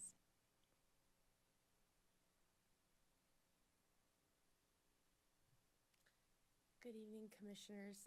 My name is Abigail Carson. I'm here tonight as a concerned young citizen of Buncombe County, a county my family has called home for over 150 years. We lived, worked, served, and raised generations here. I love this place and I want to build my future here too. But I'm deeply worried about the proposed tax increase. The nearly 3.5-cent jump may not sound like a lot on paper, but to many of us, especially young people, young couples, and young families, just starting out, it feels like a punch in the gut. My husband and I are both in our 20s, and we each work 2 jobs just to get by. We don't have a lot of extra money each month, and when unexpected things come up, we have to cut things from our budget to make it work. And frankly, the county should do the same. I do support public schools, though, but if we have to make tough choices to keep up, so should you. We're already fighting to stay afloat. Rents are high, groceries cost more than ever, and let's not forget, only 8 months ago, Hurricane Helene tore through our community. Many of us are still trying to financially recover from that disaster. Homes were damaged, jobs were disrupted, savings were drained. This increase may seem manageable to some, but for those of us who are just beginning our adult lives, buying our first homes, starting families, and working jobs, it threatens to push us backward. We want to invest in Buncombe. We want to put down roots here and raise generations. But every increase like this makes it harder for us to do that. Raising taxes right now in this economy and at this point in our recovery feels out of touch with what real people, especially young people, are facing on the ground. Please don't balance the budget on the backs of those who can least afford it. I urge you to reconsider this increase and find other ways to meet the county's needs without placing yet another burden on those of us who are still working hard just to get started. Thank you for your time. Thank you, Abigail. Is there anyone else who would wish to speak during the public hearing? All right. I will close the public hearing at 7:09 p.m. I believe John is rejoining us. No. All right, commissioners. Thank you all. So Kurt, You technically have to reopen it. I'm going to have to reopen the public hearing, correct? All right, we are going to reopen the public hearing at 7:09 p.m. for an additional commenter. While she's making her way, is there anyone else who would like to speak after she does? If you're in the other room, now's the time. I know, come running in the next 2 minutes. All right, I'm sorry, ma'am. That's all right. Thank you. Thank you all for this opportunity to speak. And my name is Barbara Hudgens. I'm a lifelong resident of Buncombe County. And I have worked as an educator for the federal government. Out of my 68 years, I have worked 52 years. This tax increase that we're looking at, you're proposing, has already devastated our family. We have seen 50% property tax increase. We have seen our home property tax increase. Our groceries, this is before tariffs, they have increased. And I make $425 in Social Security. It's devastating. There has to be other ways to generate income for our community. When I look at all the opportunities that we've had, the education lottery, where that money is coming from, where it's going to. I look at foremost our educational report card. We talk about our students, how important it is for us to continue and support education. But the report card reflects something completely different. Thank you. We appreciate you joining us this evening. Thank you. Is there anyone else here who would like to speak during this reopened public hearing? Just that staff to double check as well. Thank you. All right. Hold tight, y'all.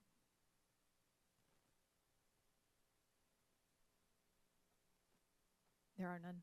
Okay. They didn't respond yet. We do have a second public hearing as well on the economic development. That is correct. All right.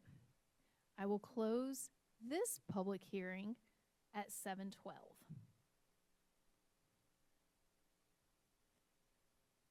right, and we do have a public hearing on the economic development. All right, I'm sorry, that was not on my agenda. Avril, can you point out to us where that is on the agenda? 'Cause Yes, I don't have that. I don't have that.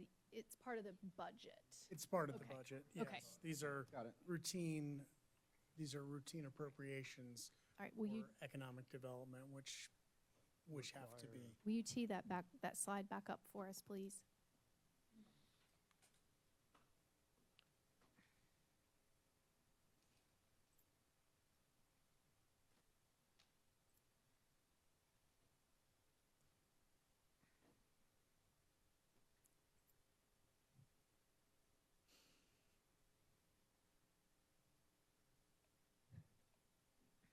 I saw it up and then it went away. And I apologize, I did not realize that was a hearing. Oh, yeah. All right, so these are our routine appropriations for the Regional Sports Commission, the Economic Development Coalition. And can you share with us a little more about those previous economic development agreements? Those are the incentive agreements that we've done in prior years. We're just reauthorizing that we would pay the 2026 portion of that. Once they reach their goals. The performance goals. Performance goals, okay, thank you. Is there anyone here who wishes to speak on these economic development budget items? Yes, Kurt. I need to open it, thank you. I'm going to open this public hearing at 7:14 p.m. Is there anyone here who wishes to speak on any of these items? There being none, I close this public hearing at 7:14 p.m. Thank you for that reminder, Kurt. All right, thank you, John and Avril, and to those of you who are still with us for coming to have your voice heard this evening. We move to new business. And Melissa Moore is on her way back up here to discuss a resolution to delegate authority to approve reimbursement resolutions. This is a follow-up item from our briefing 2 weeks ago. You can't take that money, Melissa. Hi, Melissa. Thanks for joining us again.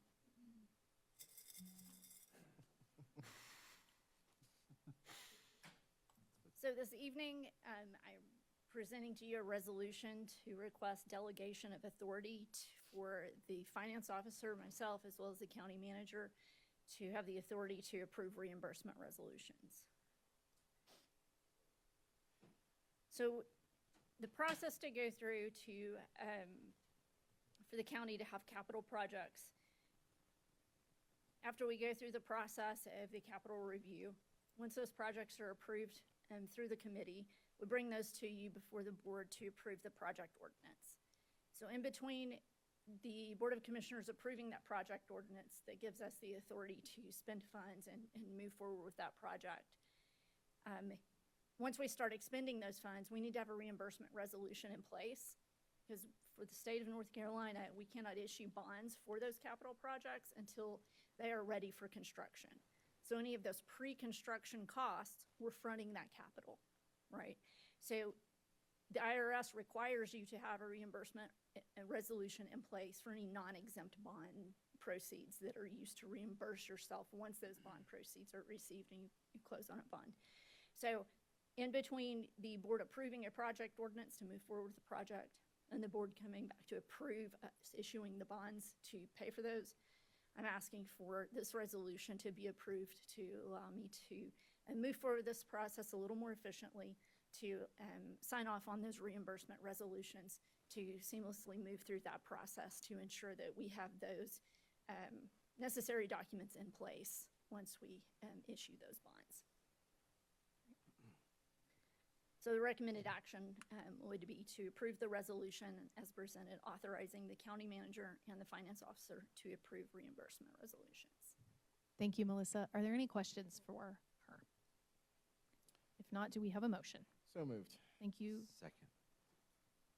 Sorry. No, you're fine. You're fine. Motion by Vice Chair Moore, seconded by Commissioner Sloan. All in favor? Aye. Aye. Aye. Any opposed? All right. Thank you, Melissa. Motion carries.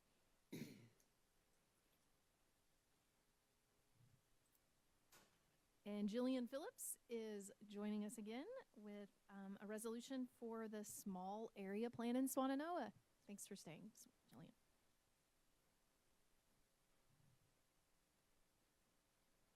Just 1 second. Do we have the PowerPoint coming? Okay, there we go. So I'm here to ask you to approve a resolution to allow us to start advertising and forming the Swannanoa Plan Steering Committee.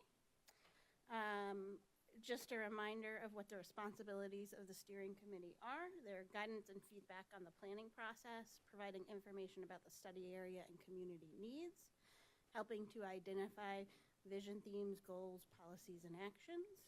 They review our public input data, and they provide feedback and guidance on plan drafting. So this is a slide of the member representation we are trying to seek on the committee. We did similar thing for the comp plan, where we tried to indicate specific areas we wanted people to have experience with, so we could have as diverse and as full a committee as possible. In the case of the small area plan, given it is a small area plan, our proposal is to have between 11 and 13 members. And the application asks them a variety of information. If they're their employer or business affiliation, interest areas, specific experience or expertise, types of residential structure they live in, demographics, and location of residence. We did not just limit it to Swannanoa residents, because we felt if there was a community member who worked heavily in the Swannanoa community or had ties to the Swannanoa community or served a bigger organization that worked in that community, they could be a valuable steering committee member. And the application will go live actually tomorrow morning, 5/21 at 6:15. And in August, we would have an introduction meeting and also do SWOT analysis with them. We would do vision and goals identification in September, review of existing condition study in November, vision map design workshop in December, policies and action identification in January, and in May we would do feedback on the plan draft. So about one meeting a month. They're pretty intense meetings, usually 2 hours to 2.5 hours until January, and then once we had that drafted plan, we would bring it back to them and review it with them. So what we are asking you tonight is to approve the resolution establishing the steering committee.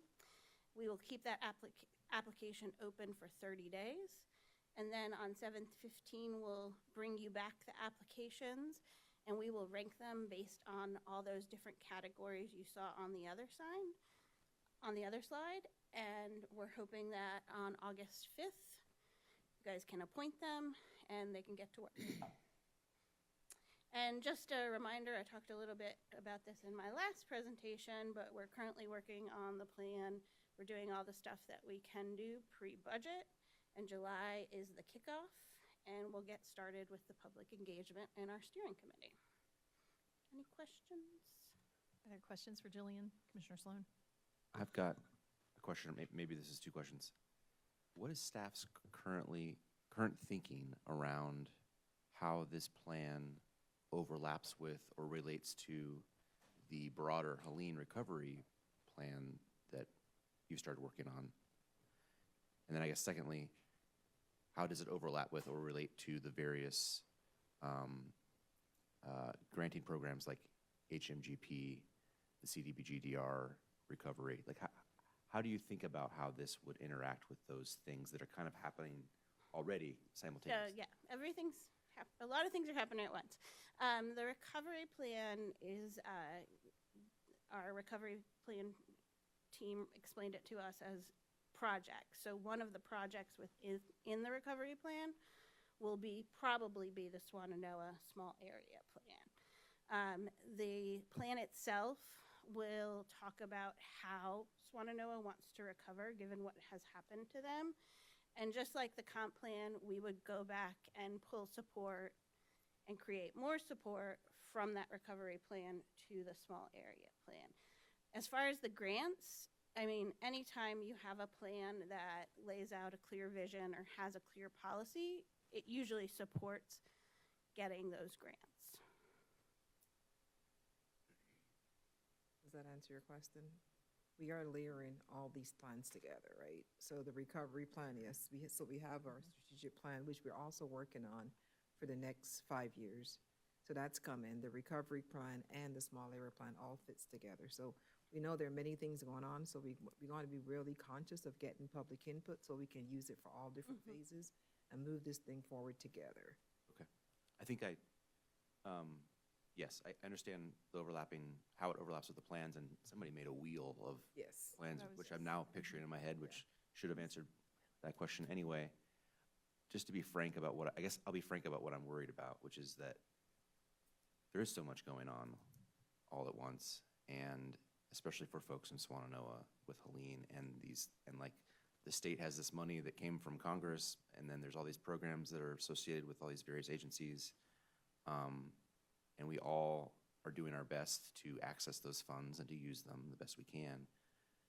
So my hope is that this plan helps guide that community towards using them, but at the same time isn't a hindrance, that we're not waiting for it to be done or waiting for them to answer all the questions that we need to ask in order to seek funding. Correct. And we're not. So we have Because those deadlines are set by somebody else, right? So and we want to make sure if there's any funds that we can also access them here in Buncombe County as well. So we mentioned before, I tell you all the time, that capacity is narrow for us because we have staff looking on a daily basis with Tetra Tech for any funding that's available. So any grant fund is available, any opportunities that we can do. We're also working on identifying our projects, that we can have projects ready, that if there's a funding opportunity, we can be front in line for that. So all these things are happening, but we're trying to stay pretty connected with it. One of the big reasons we're talking about that recovery position is to help to keep that all coordinated and moving in the same direction.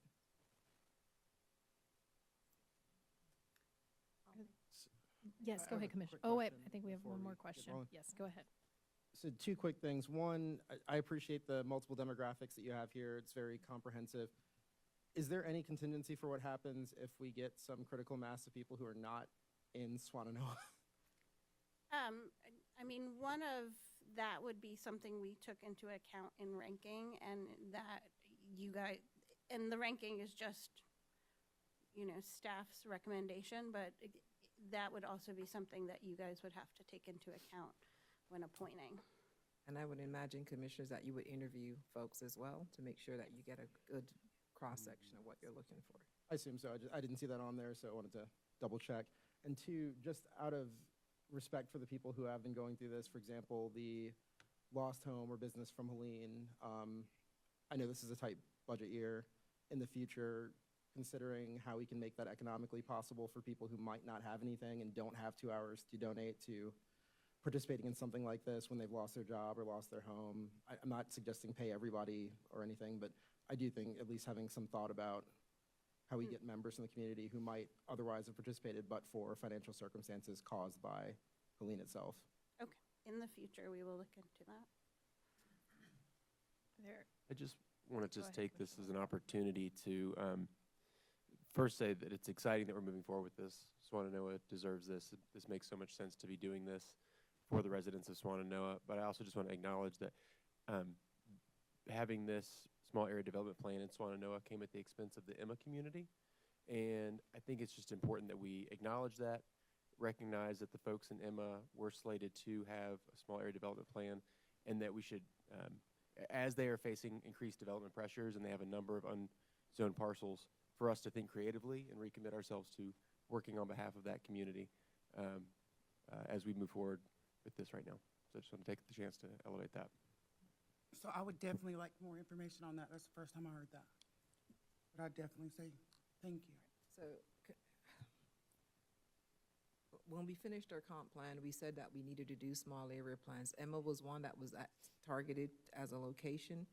We did not publicize broadly that it was going to be Emma first, but we did say that we would do at least one small area plan. The location for Swanano definitely rose to the top because of Helene. But Emma and Swanano would have been the two that we were looking at doing first. That was never publicized, so I wouldn't. From a staff's perspective, we did not put anything out in paper that would be Emma first. Okay, thank you. I'd like to say thank you, Jillian, for all this hard work. We appreciate that. Appreciate it. Definitely. Go ahead, Commissioner Wells. Motion to adopt the resolution forming the Swannanoa Small Area and Resilience Plan Steering Committee. Do we have a second? A second. Thank you, Commissioner Horton. All in favor? Aye. Any opposed? Motion carries. Thank you, Jillian. We appreciate it. Tyler Henry. You have hung in there with us. He is here to speak more to us about the Helene Household Assistance Program. It's nice to see you. Good evening, Commissioners. So I just want to quickly go over what we discussed a couple weeks ago with the Helene Household Assistance Program, specifically regarding additional funding request. So again, just going over a quick background on the program. In November of 2024, just under $1.6 million in ARPA funds were reallocated to support Helene Household Assistance Programs, with $300,000 going to Grace Covenant, and just under $1.3 million being managed by Buncombe County Economic Services. Economic Services then opened applications between December 5th and December 18th. In that time frame, we received over 5,800 applications. Shortly after, in January, Commissioners had then approved the execution of an interlocal agreement with the City of Asheville to receive $624,000 in CDBG DDRF funds. As of today, all ARPA dollars and funds originally allocated by the City of Asheville have been spent across multiple programs, with the average dollar amount of assistance per household being between $2,400 and $3,500. 607 households, all at or below 80% area median income, have received this assistance across all programs. Additional funds for this program were approved by the City Council on May 13th to go towards the interlocal agreement. The terms of the interlocal agreement are as follows: the total amount being $135,000. If accepted, the CDBG funds would go towards rental assistance for City of Asheville households with incomes at or below 80% AMI. The county will be receiving an administrative fee of 10% for these funds. The 10% is the cap for this program and the max amount that we can receive as administrative funds. The grant payment structure will also be a cash advance, so we will be, we being Economic Services, will be reviewing applicants for eligibility, reviewing those bills that are eligible to receive funding to be paid, and then once they are approved, requesting the funds from the city to then pay those bills. So the additional funding that we will be receiving, $125,000 of it is CDBG DDRF funds, with the remainder amount being from the regular entitlement funding. Next steps, if approved, county staff will work with management and city staff to execute an amendment to the interlocal agreement.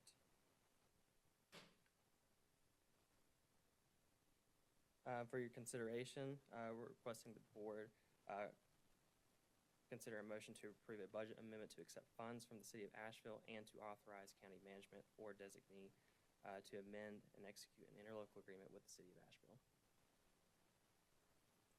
Thank you, Tyler. Are there any questions?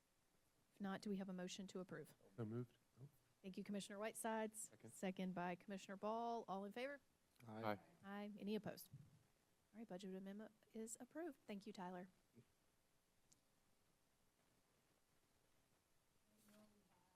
We have several board appointments to make this evening. Our first is the Home and Community Block Grant Advisory Committee. And there are 5 reappointments to be made, and all have been recommended for reappointment. Motion to approve the 5 reappointments. Do you want me to call them out, each of them? Yes, please. Daniel Bierman, Deborah Alt, Susan Scheimer, Eileen McMinn, and Melissa Harmon. I'll second that. Thank you, Commissioner Sloan. All in favor? Aye. Aye. Any opposed? All right, those 5 are approved. We also have our Juvenile Crime Prevention Council. We have 2 appointments and 2 have been recommended. I'll make a I motion move. to, Please, no. make a motion to approve Susanna Knox and Michael Morrison to the JCPC. I'll second. Thank you, Commissioner Moore and Commissioner Ball for the second. All in favor? Aye. Any opposed? All right, those folks are also approved. I have had an update from Stacy, our deputy clerk. We have 16 applications for our affordable housing subcommittee, which is great. I didn't know it. Found Great out news. as we were walking in this evening. She told me to announce this, and she'll get those to us. We can comb through them to make some decisions on who we want to interview. Probably the 3rd Tuesday of June, we can bring those forward and determine who we want to interview. All right. Well, Sarah, will you have Stacy send that out to the entire board? Thank you. I'm excited we had 16, so I think we can go ahead and close that process. I was going to ask, is any of our staff going to be here come the 3rd meeting of June? That is actually a great question. We're asking you, Avril. You approve the time. Should we, Avril's here. She's like, that's all that matters. should we cancel it? I think we can talk about that next time. Okay. They call that the freedom vacation between that and 4th of July, so they'll be gone. Did you say the freedom vacation? 4th of July. Because we love America. All right, are there any board updates from the board, from any boards and commissions that you are serving on?